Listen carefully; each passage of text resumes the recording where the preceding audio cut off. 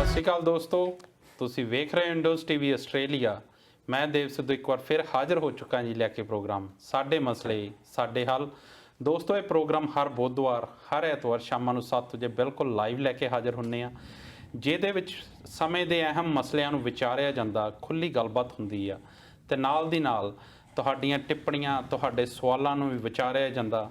ਸੋ ਅੱਜ ਵੀ ਤੁਸੀਂ ਆਪਣੇ ਸਵਾਲਾਂ ਨਾਲ ਆਪਣੀਆਂ ਟਿੱਪਣੀਆਂ ਨਾਲ ਇਸ ਪ੍ਰੋਗਰਾਮ ਦਾ ਹਿੱਸਾ ਬਣਿਓ, ਪ੍ਰੋਗਰਾਮ 'ਚ ਸ਼ਿਰਕਤ ਕਰਿਓ। ਪਰ ਉਸ ਤੋਂ ਪਹਿਲਾਂ ਆਓ ਸਵਾਗਤ ਕਰੀਏ ਦਲਜੀਤ ਸਿੰਘ ਹੁਣਾਂ ਦਾ, ਫਿਰ ਕਰਦੇ ਹਾਂ ਅਗਲੀ ਗੱਲਬਾਤ। ਦਲਜੀਤ ਜੀ ਪਿਆਰ ਭਰੀ ਸਤਿ ਸ਼੍ਰੀ ਅਕਾਲ ਤੇ ਨਿੱਘਾ ਸਵਾਗਤ ਜੀ ਪ੍ਰੋਗਰਾਮ। ਸਤਿ ਸ਼੍ਰੀ ਅਕਾਲ ਜੀ ਦੇਵ ਸਿੱਧੂ ਸਾਹਿਬ, ਤੇ ਸਤਿ ਸ਼੍ਰੀ ਅਕਾਲ ਸਾਰੇ ਦਰਸ਼ਕਾਂ ਨੂੰ ਜਿਹੜੇ ਕਿ ਇੰਡੋਜ਼ ਟੀਵੀ ਦੇ ਨਾਲ ਜੁੜੇ ਹੋਏ ਆ, ਤੇ ਆਸ ਕਰਦਾ ਕਿ ਤੁਸੀਂ ਤੰਦਰੁਸਤ ਹੋਵੋਗੇ, ਖੁਸ਼ ਹੋਵੋਗੇ ਜੀ। ਵੈਸੇ ਸਵਾਗਤ ਹੁਣ ਨਿੱਘਾ ਨਹੀਂ, ਹੁਣ ਠੰਡਾ ਚਾਹੀਦਾ ਕਿਉਂਕਿ ਗਰਮੀ ਹੋਣ ਲੱਗ ਪਈ।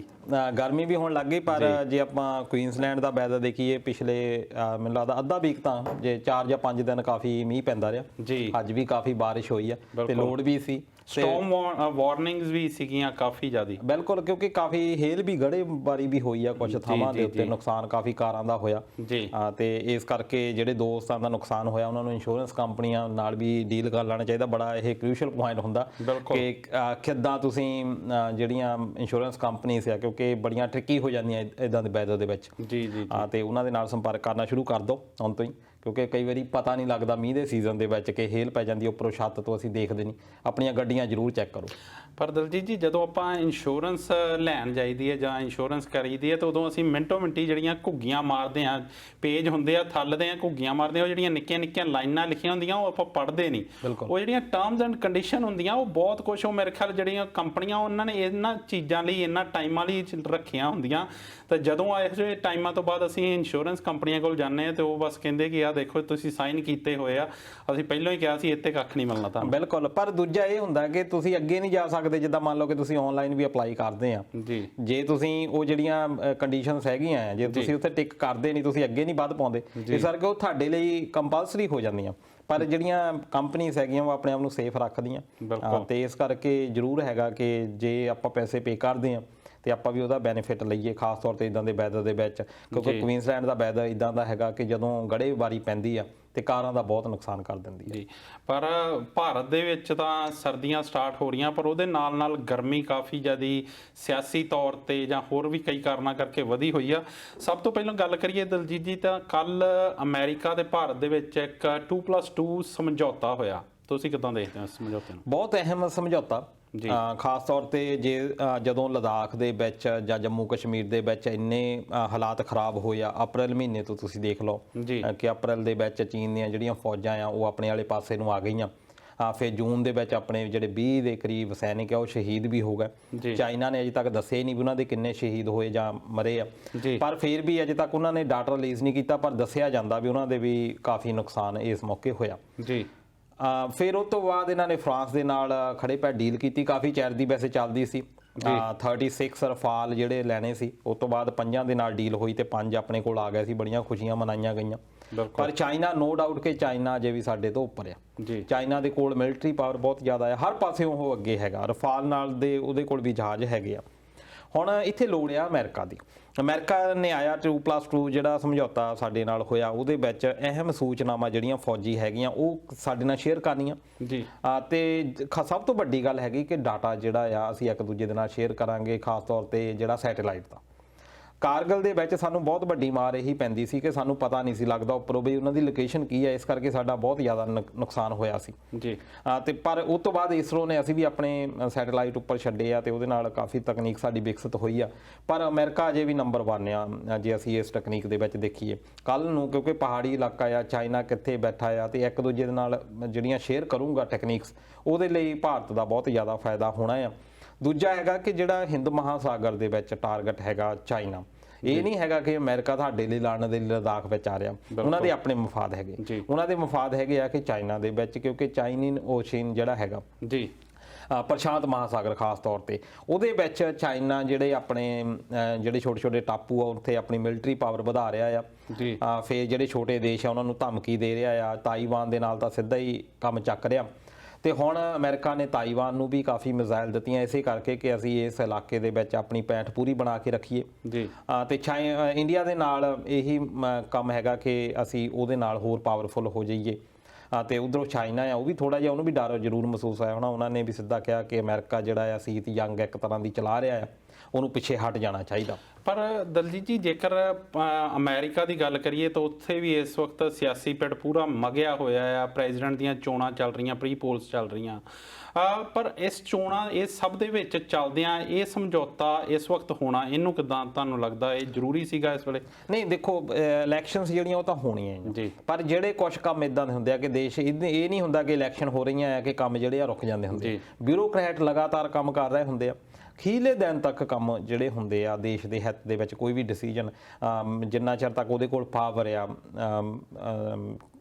ਜਾਂ ਜੋ ਵੀ ਤੁਹਾਡੇ ਕੋਲ ਹੈਗੀਆਂ ਪਾਵਰ, ਤੁਸੀਂ ਅਖੀਰ ਤੱਕ ਤੁਸੀਂ ਯੂਜ਼ ਕਰ ਸਕਦੇ ਹੁੰਦੇ ਆ, ਤੇ ਉਹ ਯੂਜ਼ ਕਰਦੇ ਆ। ਤੇ ਇਸ ਵੇਲੇ ਉਹਨਾਂ ਦਾ ਟਾਰਗੇਟ ਇਹ ਵੀ ਇੱਕ ਇਲੈਕਸ਼ਨਸ ਦੇ ਵਿੱਚ ਵੀ ਫਾਇਦਾ ਇਸ ਚੀਜ਼ ਦਾ ਮਿਲ ਸਕਦਾ ਕਿ ਤੁਸੀਂ ਚਾਈਨਾ ਨੂੰ, ਇਸ ਵੇਲੇ ਪੂਰੀ ਦੁਨੀਆ ਦੇ ਵਿੱਚ ਇੱਕ ਲਹਿਰ ਚੱਲ ਰਹੀ ਆ ਚਾਈਨਾ ਦੇ ਖਿਲਾਫ ਜੀ। ਉਹ ਖਾਸ ਤੌਰ ਤੇ ਕਿਉਂ ਚੱਲ ਰਹੀ ਆ ਕਿ ਕਰੋਨਾ ਦੇ ਵਿੱਚ ਜਿਸ ਤਰੀਕੇ ਦੇ ਨਾਲ ਕਰੋਨਾ ਦੁਨੀਆ ਦੇ ਵਿੱਚ ਨੁਕਸਾਨ ਕੀਤਾ ਤੇ ਆਪਣੀ ਜਿਹੜੀ ਸੂਚਨਾ ਸੀ ਉਹ ਸਮੇਂ ਸਿਰ ਸ਼ੇਅਰ ਨਹੀਂ ਕੀਤੀ, WHO ਨੂੰ ਭਰਮਾਇਆ ਗਿਆ, ਉਸ ਤੋਂ ਬਾਅਦ ਸਾਰੇ ਦੇਸ਼ ਇੱਕ ਤਰੀਕੇ ਦੇ ਨਾਲ ਉਹ ਤੋਂ ਕਾਫੀ ਗੁੱਸੇ ਦੇ ਵਿੱਚ ਹੈਗੇ ਆ। ਅਮਰੀਕਾ ਦੀਆਂ ਇਲੈਕਸ਼ਨਸ ਦੇ ਵਿੱਚ ਵੀ ਮੇਨ ਮੁੱਦਾ ਹੀ ਇਹ ਬਣਿਆ ਹੋਇਆ ਕਿ ਅਸੀਂ ਚਾਈਨਾ ਨੂੰ ਕਿੱਦਾਂ ਪਿੱਛੇ ਲਾਉਣਾ ਹੈ, ਕਿਉਂਕਿ ਚਾਈਨਾ ਹੁਣ ਅਮਰੀਕਾ ਨੂੰ ਇਕਨੋਮੀ ਦੇ ਵਿੱਚ ਵੀ ਬਹੁਤ ਅੱਗੇ ਜਾ ਰਿਹਾ ਆ। ਇਸ ਕਰਕੇ ਉਹਨਾਂ ਨੂੰ ਡਰ ਪੈ ਰਿਹਾ ਕਿ ਸਾਡਾ ਇੱਕ ਕੰਪੀਟੀਟਰ ਹੋਰ ਪੈਦਾ ਹੋ ਰਿਹਾ ਇਸ ਇਲਾਕੇ ਦੇ ਵਿੱਚ, ਤੇ ਉਹਨੂੰ ਇਹ ਜਿਹੜੇ ਸਮਝੌਤੇ ਆ ਇਹਨੂੰ ਟਰੰਪ ਜਿਹੜਾ ਆ ਉਹ ਯੂਜ਼ ਵੀ ਕਰ ਸਕਦਾ ਆ ਉਸ ਇਲੈਕਸ਼ਨ ਦੇ ਵਿੱਚ। ਬਿਲਕੁਲ, ਜਿੱਦਾਂ ਤੁਸੀਂ ਕਿਹਾ ਕਿ ਟਰੰਪ ਉਸ ਚੀਜ਼ ਨੂੰ ਯੂਜ਼ ਕਰ ਸਕਦਾ, ਮੈਂ ਇਹੀ ਇੱਕ ਨਜ਼ਰੀਏ ਵਜੋਂ ਮੈਂ ਇਸ ਤਸਵੀਰ ਨੂੰ ਦੂਜੇ ਨਜ਼ਰੀਏ ਤੋਂ ਦੇਖ ਰਿਹਾ ਸੀ ਕਿ ਜਿੱਦਾਂ ਜਿਹੜੀ ਅਮਰੀਕਾ ਦੀ ਇਕਨੋਮੀ ਆ ਜਾਂ ਅਮਰੀਕਾ ਦੀ ਜਿਹੜੀ ਪੋਲੀਟੀਕਲ ਮਾਈਲੇਜ ਆ ਉਹਨੂੰ ਬਹੁਤ ਤਰੀਕੇ ਨਾਲ ਕੰਟਰੋਲ ਜਿਹੜਾ ਉੱਥੋਂ ਦੀਆਂ ਜਿਹੜੇ ਬਿਊਰੋਕਰੈਟਸ ਆ, ਜਿਹੜੇ ਹਥਿਆਰ ਬਣਾਉਂਦੇ ਆ, ਉਹ ਕਰਦੇ ਆ ਕੰਟਰੋਲ। ਤੇ ਇਹ ਜਿਹੜੇ ਸਮਝੌਤੇ ਆ ਇਹਨਾਂ ਨਾਲ ਕਿਸੇ ਤਰੀਕੇ ਨਾਲ ਅਮਰੀਕਾ ਦਾ ਉਹਨਾਂ ਬਿਊਰੋਕਰੈਟਸ ਨੂੰ ਫਾਇਦਾ ਪਹੁੰਚਾਉਣਾ ਜਾਂ ਉਸ ਤਰੀਕੇ ਨਾਲ ਉਹਨਾਂ ਬਿਊਰੋਕਰੈਟਸ ਤੋਂ ਆਪਣੇ ਲਈ ਮਦਦ ਲੈਣਾ, ਉਹ ਵੀ ਹੋ ਸਕਦਾ ਹੈ। ਦੇਖੋ, ਕੋਆਪਰੇਟ ਜਿਹੜੀ ਆ, ਕੋਆਪਰੇਟ ਆਪਣੇ ਆਪ ਦੇ ਵਿੱਚ ਜ਼ਰੂਰ ਹੁੰਦਾ ਆ ਕਿ ਕੋਆਪਰੇਟ ਕਿੱਦਾਂ ਤੁਹਾਡੀ ਮਦਦ ਕਰਦੀ ਹੈ। ਹਰ ਇਲੈਕਸ਼ਨ, ਹਰ ਦੇਸ਼ ਦਾ ਇਹੀ ਕ੍ਰਾਈਟੇਰੀਆ ਹੈਗਾ। ਤੇ ਇੱਥੇ ਇੰਡੀਆ ਦੇ ਵਿੱਚ ਵੀ ਇਹੀ ਆ, ਕੋਆਪਰੇਟ ਆਪਣੇ ਹੱਥਾਂ ਦੇ ਵਿੱਚ ਚਲਾਉਂਦੀ ਆ।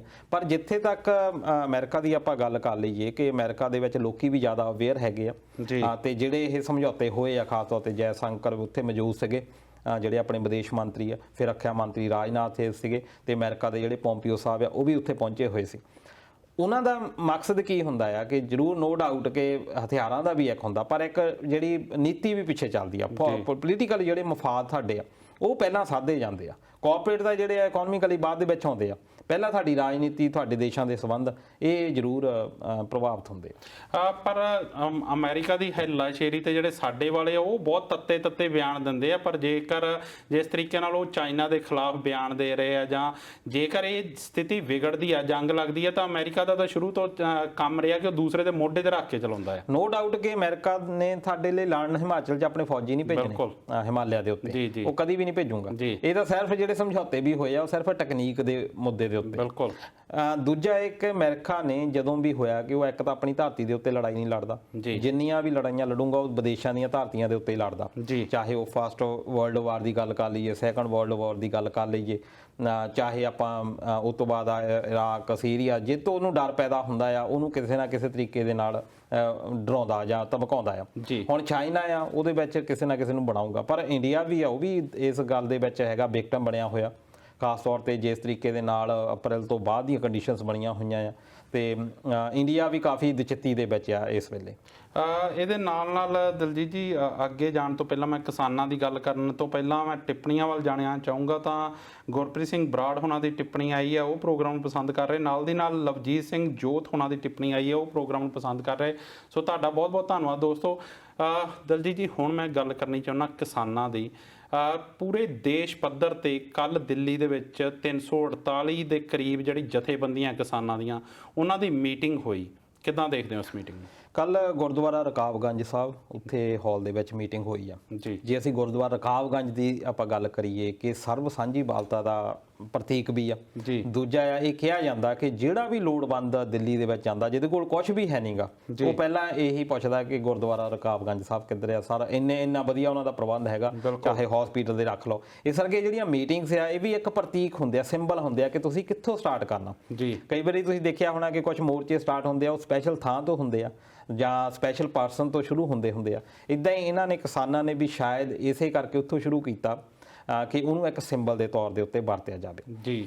ਤੇ ਇਹਦੇ ਵਿੱਚ 22 ਸਟੇਟਸ ਦੇ ਵਿੱਚੋਂ ਸਾਰੇ ਪ੍ਰਤੀਨਿਧ ਪਹੁੰਚੇ ਹੋਏ ਸੀ ਕਿਸਾਨਾਂ ਦੇ, ਤੇ ਉੱਥੇ ਇਹ ਹੋਇਆ ਕਿ 5 ਨਵੰਬਰ ਨੂੰ ਇਹਨਾਂ ਨੇ ਪੂਰੇ ਇੰਡੀਆ ਲੈਵਲ ਦੇ ਉੱਤੇ ਹੜਤਾਲ ਕਰਨ ਦਾ ਇੱਕ ਫੈਸਲਾ ਕੀਤਾ। ਇਹ 4 ਘੰਟਿਆਂ ਦੇ ਲਈ ਹੋਣੀ ਆ ਹੜਤਾਲ, 12 ਵਜੇ ਤੋਂ ਲੈ ਕੇ 4 ਵਜੇ ਦੇ ਕਰੀਬ।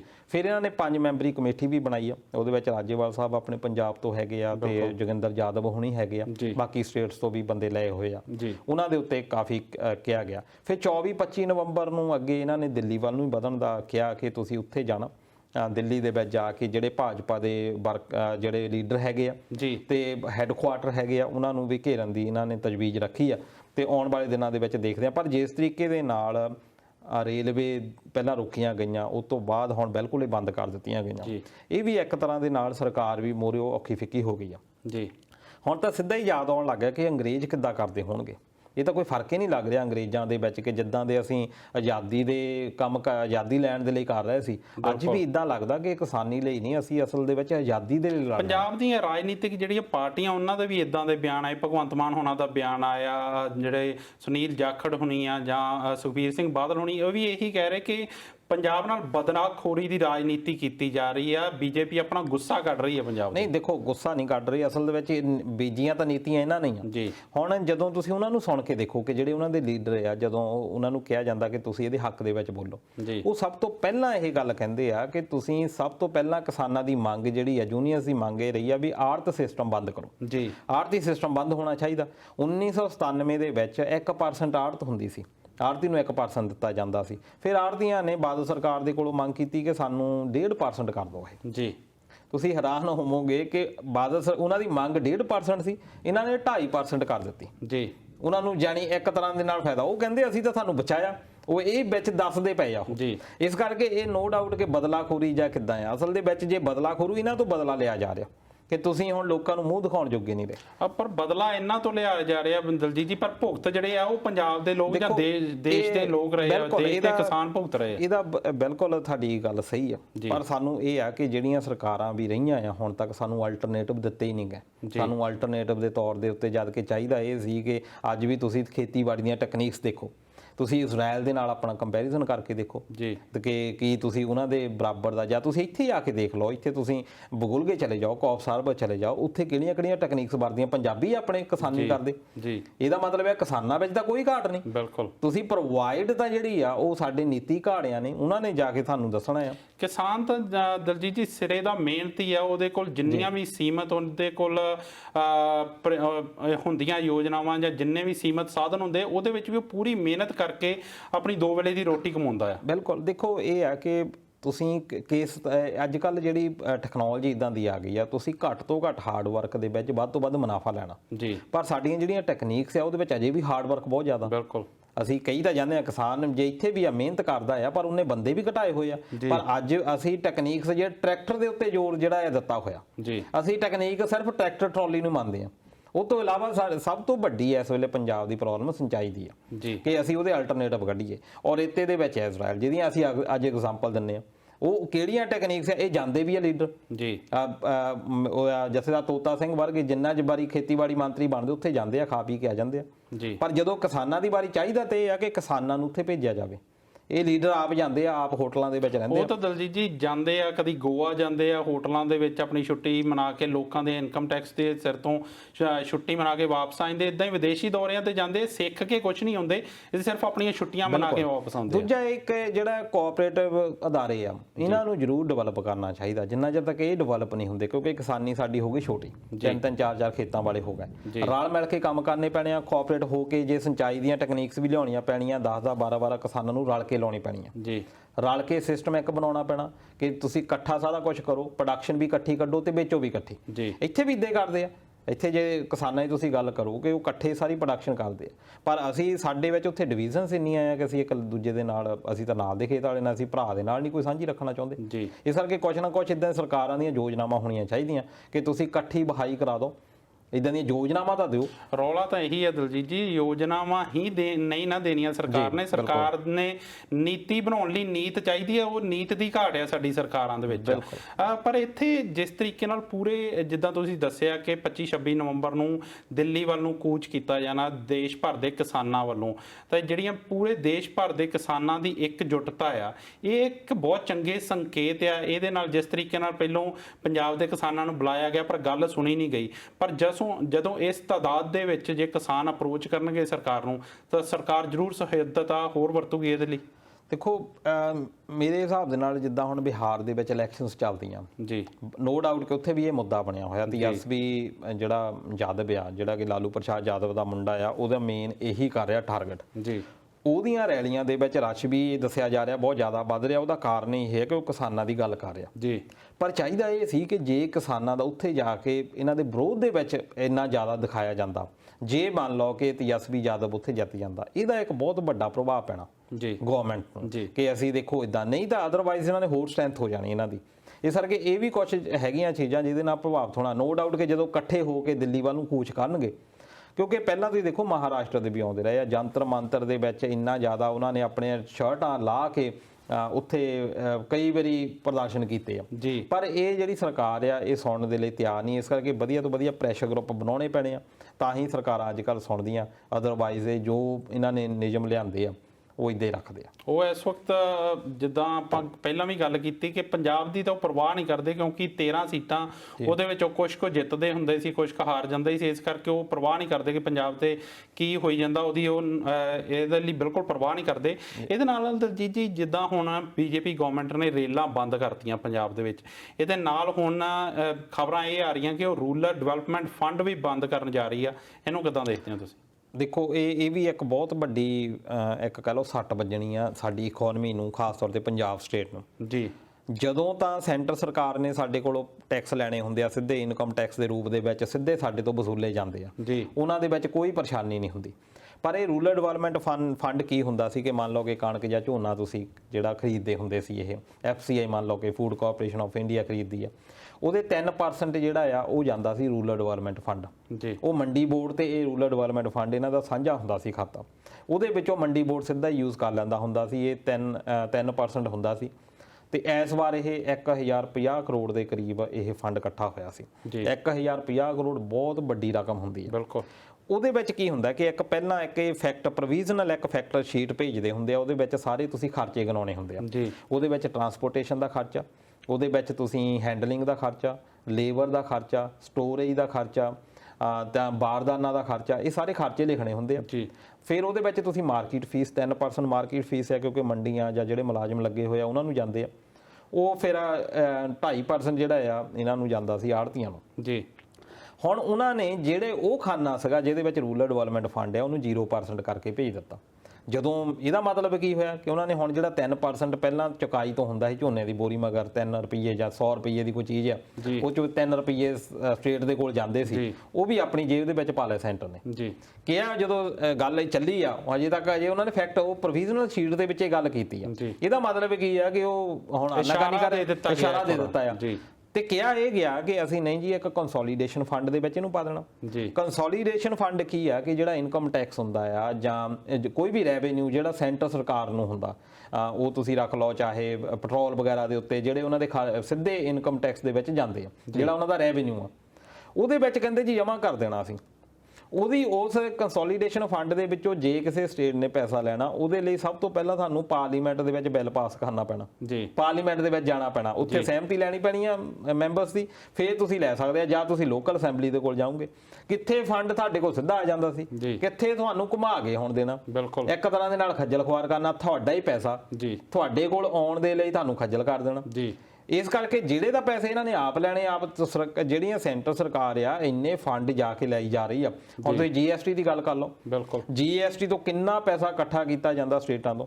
ਮਨਪ੍ਰੀਤ ਹੁਣ ਫੇਰ ਤਾਲੇ ਕੱਢੀ ਜਾਂਦਾ ਕਿ ਸਾਨੂੰ ਜਦੋਂ GST ਨਾਲ ਵੀ ਇਹੀ ਕੁਝ ਹੋ ਰਿਹਾ। GST ਲਈ ਵੀ ਪੰਜਾਬ ਹਮੇਸ਼ਾ ਜਿੱਦਾਂ ਤੁਸੀਂ ਦੱਸਿਆ ਕਿ ਤਰਲੇ ਕੱਢਦਾ ਆ ਕਿ ਸਾਡਾ ਪੈਸਾ ਜਿਹੜਾ ਤੁਸੀਂ ਪਹਿਲੋਂ ਉਹ ਕੇਂਦਰ ਨੂੰ ਜਾਂਦਾ, ਫਿਰ ਕੇਂਦਰ ਤੋਂ ਵਾਪਸ ਆਉਣਾ ਹੁੰਦਾ, ਪਰ ਉਹ ਅਜੇ ਤੱਕ ਭੇਜਿਆ ਨਹੀਂ ਜਾ ਰਿਹਾ। ਇਦਾਂ ਹੀ ਜੇ ਰੂਲ ਰੂਰਲ ਡਿਵੈਲਪਮੈਂਟ ਫੰਡ ਨਾਲ ਕੀਤਾ ਗਿਆ ਤਾਂ ਦਲਜੀਤ ਜੀ ਪੰਜਾਬ ਲਈ ਤਾਂ ਬਹੁਤ ਔਖਾ ਹੋ ਜਾਊਗਾ। ਬਿਲਕੁਲ, ਇਸੇ ਕਰਕੇ ਸਰਕਾਰ ਜਿਹੜੀ ਸੈਂਟਰ ਸਰਕਾਰ ਹੈ ਉਹ ਚਾਹੁੰਦੀ ਵੀ ਇਹੀ ਜੀ।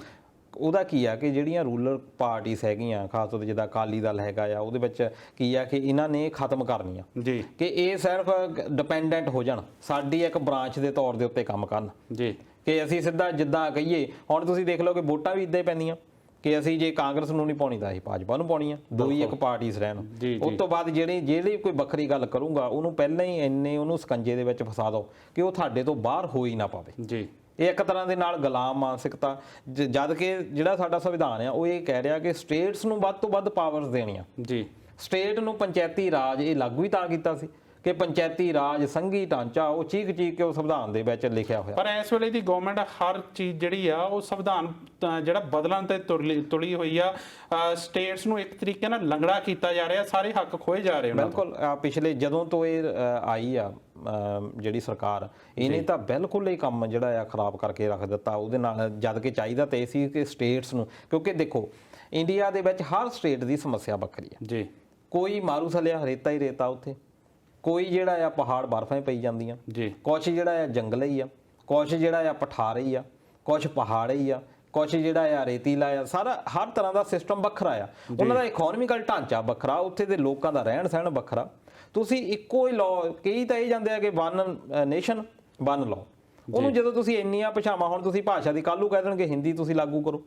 ਹੁਣ ਇਹੀ ਹੋਇਆ ਕਿ ਜਿਹੜੇ ਭਾਸ਼ਾਈ ਰਾਜ ਵੀ ਬਣਾਏ ਸੀ ਭਾਸ਼ਾ ਦੇ ਆਧਾਰ ਦੇ ਉੱਤੇ ਸਾਡੀਆਂ ਡਿਵੀਜ਼ਨਸ ਹੋਈਆਂ, ਚਾਹੇ ਪੰਜਾਬ ਦੀ ਅਸੀਂ ਗੱਲ ਕਰ ਲਈਏ, ਮਹਾਰਾਸ਼ਟਰ ਦੀ ਗੱਲ ਕਰ ਲਈਏ, ਉਹ ਭਾਸ਼ਾ ਦੇ ਉੱਤੇ ਭਾਸ਼ਾ ਦੇ ਆਧਾਰ ਤੇ ਬਣਾਇਆ ਗਿਆ, ਜਿਹੜੇ ਸਟੇਟ ਬਣਾਏ ਗਏ ਉਹ ਇਸੇ ਕਰਕੇ ਕਿ ਅਸੀਂ ਇੱਕ ਦੂਜੇ ਦੇ ਨਾਲ ਮਿਲਦੇ ਨਹੀਂ, ਬਹੁਤ ਭਿੰਨਤਾ ਦੇ ਵਿੱਚ ਵੀ ਅਸੀਂ ਇੱਕ ਆ। ਸਾਡੀ ਵਿਭਿੰਨਤਾ ਹੀ ਸਾਡੀ ਨਿਸ਼ਾਨੀ ਆ, ਮਲਟੀਕਲਚਰਲਿਜ਼ਮ ਜਿਹੜੀ ਆ ਉਹ ਸਾਡੀ ਨਿਸ਼ਾਨੀ ਆ। ਪਰ ਉਹਨੂੰ ਜਿਹੜਾ ਇੱਕ ਤਰ੍ਹਾਂ ਦੇ ਨਾਲ ਖਤਮ ਕੀਤਾ ਜਾ ਰਿਹਾ ਆ ਇਹ ਸੰਘੀ ਢਾਂਚੇ ਨੂੰ ਕਮਜ਼ੋਰ ਕਰਕੇ ਕਿ ਤਾਂ ਕਿ ਇਹਨਾਂ ਨੂੰ ਇੱਕ ਰੱਸੇ ਦੇ ਵਿੱਚ ਬੰਨ੍ਹ ਦਿੱਤਾ ਜਾਵੇ ਸਾਰਿਆਂ ਨੂੰ। ਬਿਲਕੁਲ। ਤੇ ਇਹਦੇ ਨਾਲ ਦਲਜੀਤ ਜੀ ਇੱਕ ਪ੍ਰਦੂਸ਼ਣ ਕਾਨੂੰਨ ਵੀ ਇਹਦਾ ਵੀ ਬਿੱਲ ਲਿਆਉਣ ਜਾ ਰਹੀ ਹੈ ਬੀਜੇਪੀ ਗਵਰਨਮੈਂਟ, ਇਹਦੇ ਬਾਰੇ ਕੀ ਕਹਿਣਾ ਚਾਹੋਗੇ? ਇਹਦੇ ਬਾਰੇ ਵੀ ਦੇਖੋ, ਇਹ ਵੀ ਕਾਨੂੰਨ ਹੈ, ਕਹਿ ਲਓ ਕਿ ਜਿੱਦਾਂ ਹੁਣ ਮੰਨ ਲਓ ਕਿ ਪਰਾਲੀ ਦੇ ਇੰਨੀ ਸਾੜਨ ਦਾ ਹੋ ਗਿਆ ਕਿ ਰੈਕਟਰ ਸਟੇਅਰ ਜਾਂ ਮਤਲਬ ਕਿ ਹਰ ਪਾਸੇ ਪੰਜਾਬ ਨੂੰ ਘੇਰਨ ਦੀ ਤਿਆਰੀ ਕੀਤੀ ਜਾ ਰਹੀ ਹੈ। ਬਿਲਕੁਲ, ਤੇ ਪੰਜਾਬ ਨਹੀਂ, ਉਹਦੇ ਵਿੱਚ ਆਪਾਂ ਹਰਿਆਣੇ ਨੂੰ ਵੀ ਕਹਿ ਸਕਦੇ ਹਾਂ। ਹਰਿਆਣੇ ਵਾਲੇ ਤਾਂ ਇਸ ਕਰਕੇ ਥੋੜੀ ਜਿਹੀ ਚੁੱਪ ਆ ਕਿ ਸਰਕਾਰ ਉਹਨਾਂ ਦੀ ਬਣਾਈ ਹੋਈ ਆ ਭਾਜਪਾ ਦੀ, ਤੇ ਇਸ ਕਰਕੇ ਥੋੜੇ ਜਿਹੇ ਲੱਗਦੇ ਆ ਕਿ ਉਹ ਚੁੱਪ ਆ, ਪਰ ਅੰਦਰੋਂ ਅੰਦਰੀ ਉਹ ਵੀ ਬਹੁਤ ਦੁਖੀ ਆ ਕਿਉਂਕਿ ਸਾਡੀਆਂ ਪੰਜਾਬ ਤੇ ਹਰਿਆਣੇ ਦੀਆਂ ਤਾਂ ਸਮੱਸਿਆਵਾਂ ਹੀ ਆਖਿਆ। ਹੁਣ ਇਹਦੇ ਪ੍ਰਦੂਸ਼ਣ ਬੋਰਡ ਦੇ ਵਿੱਚ ਸੁਪਰੀਮ ਕੋਰਟ ਨੇ ਇਹ ਕਿਹਾ ਕਿ ਜਿਹੜੀ ਪਰਾਲੀ ਆ ਇਹਦੇ ਕਰਕੇ ਬਹੁਤ ਜ਼ਿਆਦਾ ਧੂਆਂ ਹੋ ਰਿਹਾ, ਧੂਆਂ ਇੰਨਾ ਜ਼ਿਆਦਾ ਹੋ ਰਿਹਾ ਹੈ ਕਿ ਇੱਥੇ ਸਾਹ ਲੈਣਾ ਮੁਸ਼ਕਿਲ ਆ। ਤੇ ਸੰਵਿਧਾਨ ਦੇ ਵਿੱਚ ਲਿਖਿਆ ਹੋਇਆ ਆ ਕਿ ਜਿਹੜਾ ਵੀ ਸਿਟੀਜ਼ਨ ਆ ਇੰਡੀਆ ਦਾ, ਉਹਨੂੰ ਸਵੱਛ ਪਾਣੀ ਯਾਨੀ ਸ਼ੁੱਧ ਪਾਣੀ ਤੇ ਸ਼ੁੱਧ ਹਵਾ ਲੈਣ ਦਾ ਅਧਿਕਾਰ ਆ, ਤੇ ਇਹਨੂੰ ਦੇਣ ਦੀ ਜ਼ਿੰਮੇਵਾਰੀ ਸਰਕਾਰ ਦੀ ਆ। ਭਾਵੇਂ ਇਹ ਤਾਂ ਤੁਹਾਨੂੰ ਪਤਾ ਹੀ ਆ ਕਿ ਕੌਣ ਪਾਣੀ ਦੀ ਪ੍ਰਵਾਹ ਕਰਦਾ, ਕੌਣ ਹਵਾ ਦੀ, ਇਹ ਲਿਖਿਆ ਹੋਇਆ ਹੱਕ ਦੇ ਵਿੱਚ ਆ। ਉਹ ਇਸੇ ਹੱਕ ਦੇ ਅਧੀਨ ਕਿਸੇ ਨੇ ਸੁਪਰੀਮ ਕੋਰਟ ਦੇ ਵਿੱਚ ਕਰਤੀ ਵੀ ਸਾਨੂੰ ਸੰਵਿਧਾਨ ਕਹਿੰਦਾ ਵੀ ਮੈਨੂੰ ਹਵਾ ਸ਼ੁੱਧ ਮਿਲ ਨਹੀਂ ਰਹੀ ਦਿੱਲੀ 'ਚ, ਮੈਂ ਜਿੱਥੇ ਵੀ ਜਾਂਦਾ ਮੈਨੂੰ ਤਾਂ ਸਾਹ ਲੈਣਾ ਔਖਾ ਹੋਇਆ ਪਿਆ, ਮੈਂ ਕਿੱਦਾਂ, ਤੁਸੀਂ ਇਹ ਕਹਿੰਦੇ ਸੰਵਿਧਾਨ ਤਾਂ ਮੈਨੂੰ ਕਹਿੰਦਾ ਮੈਨੂੰ ਦੱਸੋ। ਤੇ ਸੁਪਰੀਮ ਕੋਰਟ ਨੇ, ਕੇਂਦਰ ਨੇ ਕਹਿ ਦਿੱਤਾ ਵੀ ਸਰਕਾਰ ਵੀ ਤੁਹਾਡੀ ਜ਼ਿੰਮੇਵਾਰੀ ਬਣਦੀ ਆ ਵੀ ਤੁਸੀਂ ਦੱਸੋ ਪ੍ਰਦੂਸ਼ਣ ਨੂੰ ਇਹਨੂੰ ਰੋਕਣ ਲਈ ਕੀ ਕਰਦੇ ਆ ਵੀ ਮੁੰਡੇ ਨੂੰ ਸਾਹ ਚੰਗੀ ਤਰ੍ਹਾਂ ਆਵੇ। ਉਹ ਕਹਿੰਦੇ ਜੀ ਅਸੀਂ ਇੱਕ ਕਾਨੂੰਨ ਲੈ ਕੇ ਆ ਰਹੇ ਹਾਂ। ਹੁਣ ਇਹ ਕਾਨੂੰਨ ਜਿਹੜਾ ਆ ਇਹ ਕਿਹਾ ਜਾ ਰਿਹਾ ਵੀ ਅਗਲੇ ਹਫ਼ਤੇ ਤੱਕ ਇਹ ਕਾਨੂੰਨ ਆ ਜਾਣਾ। ਇਹਦੇ ਵਿੱਚ ਕੀ ਹੁੰਦਾ ਕਿ ਇਹ ਪਤਾ ਨਹੀਂ, ਪਰ ਤੁਸੀਂ ਇਹ ਦੇਖੋ ਕਿ ਕਿਉਂ ਅਜੇ ਵੀ ਪਰਾਲੀ ਦੀਆਂ ਅੱਗਾਂ ਰੁੱਖ ਕਿਉਂ ਨਹੀਂ ਰਹੀਆਂ। ਗ੍ਰੀਨ ਟ੍ਰਿਬਿਊਨਲ ਨੇ ਇਹ ਕਿਹਾ ਕਿ ਤੁਸੀਂ ਜਿਹੜੇ ਪੰਜਾਬ ਸਰਕਾਰ ਨੂੰ ਇਹ ਕਿਹਾ ਕਿ 2500 ਰੁਪਈਆ ਪਰ ਏਕੜ ਦਿਓ ਹਰ ਕਿਸਾਨ ਨੂੰ।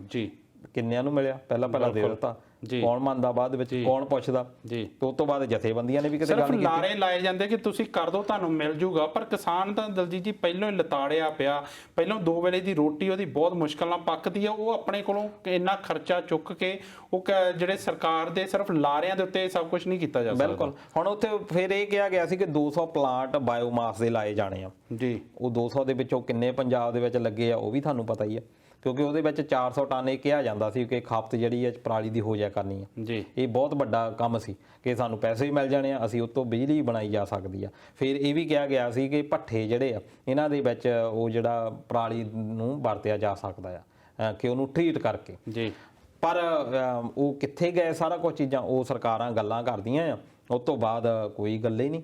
ਗੱਲ ਤਾਂ ਇਹੀ ਹੈ ਕਿ ਜਿਹੜੀ ਪਾਲਿਸੀਜ਼ ਬਣਦੀਆਂ ਆ, ਹੁਣ ਸੁਪਰੀਮ ਕੋਰਟ ਨੇ ਤਾਂ ਕਹਿ ਦਿੱਤਾ ਵੀ ਕਿਸਾਨ ਟੰਗ ਦੋ, ਪਰ ਜਿਹੜੇ ਤੁਸੀਂ ਸਰਕਾਰਾਂ ਨੂੰ ਕਿਹਾ ਸੀ ਕੰਮ ਕਰਨ ਦੇ ਲਈ, ਸਰਕਾਰਾਂ ਨੂੰ ਦੋਸ਼ੀ ਕਿਉਂ ਨਹੀਂ ਬਣਾਇਆ ਜਾਂਦਾ ਕਿ ਤੁਸੀਂ 2 ਸਾਲ ਪਹਿਲਾਂ ਵਾਅਦਾ ਕੀਤਾ ਸੀ ਜੀ ਬਾਇਓਮਾਸ ਪਲਾਂਟ ਜਿਹੜੇ ਲਾਉਣੇ ਸੀ ਤੁਸੀਂ ਕਿੱਥੇ ਗਏ ਉਹ ਜੀ ਆ ਬਠਿੰਡੇ ਦੇ ਕੋਲ ਨਸੀਬਪੁਰਾ ਪਿੰਡ ਸ਼ਾਇਦ ਹੈਗਾ, ਉੱਥੇ ਲਾਉਣਾ ਸੀ ਇਥਾਨੋਲ ਦਾ ਪਲਾਂਟ, ਉਹ ਕਿਉਂ ਨਹੀਂ ਜੀ ਚੱਲਿਆ ਅਜੇ ਤੱਕ? ਜੀ ਇਹ ਸਰਕਾਰ ਤੋਂ ਜਵਾਬਦੇਹੀ ਹੋਣੀ ਚਾਹੀਦੀ ਹੈ, ਜਦ ਕਿ ਉਹਦਾ ਜਿਹੜਾ ਉਦਘਾਟਨ ਹੈ ਉਹ ਸੁਖਬੀਰ ਬਾਦਲ ਨੇ ਕੀਤਾ ਹੈ। ਬਿਲਕੁਲ ਅਜੇ ਤੱਕ ਚੱਲਿਆ ਕਿਉਂ ਨਹੀਂ, ਇਹ ਸਰਕਾਰਾਂ ਨੂੰ ਪੁੱਛਣਾ ਚਾਹੀਦਾ, ਜਿਸ ਸਰਕਾਰਾਂ ਨੂੰ ਜਵਾਬਦੇਹੀ ਹੋਣੀ ਜੇ ਦਲਜੀਤ ਜੀ ਇਦਾਂ ਸਰਕਾਰਾਂ ਨੂੰ ਪੁੱਛਣ ਲੱਗ ਪਏ ਫਿਰ ਤਾਂ ਮੇਰੇ ਖਿਆਲ ਹਰ ਜਿਹੜੀ ਸਰਕਾਰ ਹੈ ਉਹ ਕਟਹਿਰੇ 'ਚ ਆ ਜਾਣੀ, ਕਿਉਂਕਿ ਕੰਮ ਤਾਂ ਸਰਕਾਰ ਕਹਿੰਦਾ ਲਾਰੇ ਬਹੁਤ ਕੁਝ ਲਾਏ ਜਾਂਦੇ, ਮੈਨੀਫੈਸਟ ਇਹਨਾਂ ਦੇ ਵੇਖ ਲਓ, ਵੱਡੀਆਂ ਵੱਡੀਆਂ ਗੱਲਾਂ ਕੀਤੀ ਜਾਂਦੀਆਂ, ਆ ਵੀ ਫ੍ਰੀ ਦੇ ਦਾਂਗੇ, ਸਮਾਰਟਫੋਨ ਦੇ ਦਾਂਗੇ, ਘਰ ਘਰ ਨੌਕਰੀ ਦੇ ਦਾਂਗੇ, ਤਾਂ ਜਦੋਂ ਸਰਕਾਰਾਂ ਜਿਹੜੀਆਂ ਕੁਰਸੀ ਤੇ ਕਾਬਜ ਹੋ ਜਾਂਦੀਆਂ ਉਦੋਂ ਕਹਿੰਦੇ ਕਿ ਸਾਡਾ ਖਜ਼ਾਨਾ ਨਹੀਂ। ਫਿਰ ਸੁਪਰੀਮ ਕੋਰਟ ਨੂੰ ਵੀ ਇਹ ਚਾਹੀਦਾ ਕਿਸਾਨਾਂ ਨੂੰ ਦੋਸ਼ੀ ਬਣਾਉਣ ਤੋਂ ਪਹਿਲਾਂ ਕਿ ਤੁਸੀਂ ਇਹ ਸਰਕਾਰਾਂ ਜਿਹੜੀਆਂ ਸਾਨੂੰ ਤੰਗ ਕਰਦੀਆਂ, ਸਾਰਿਆਂ ਨੂੰ ਇਹਨਾਂ ਨੇ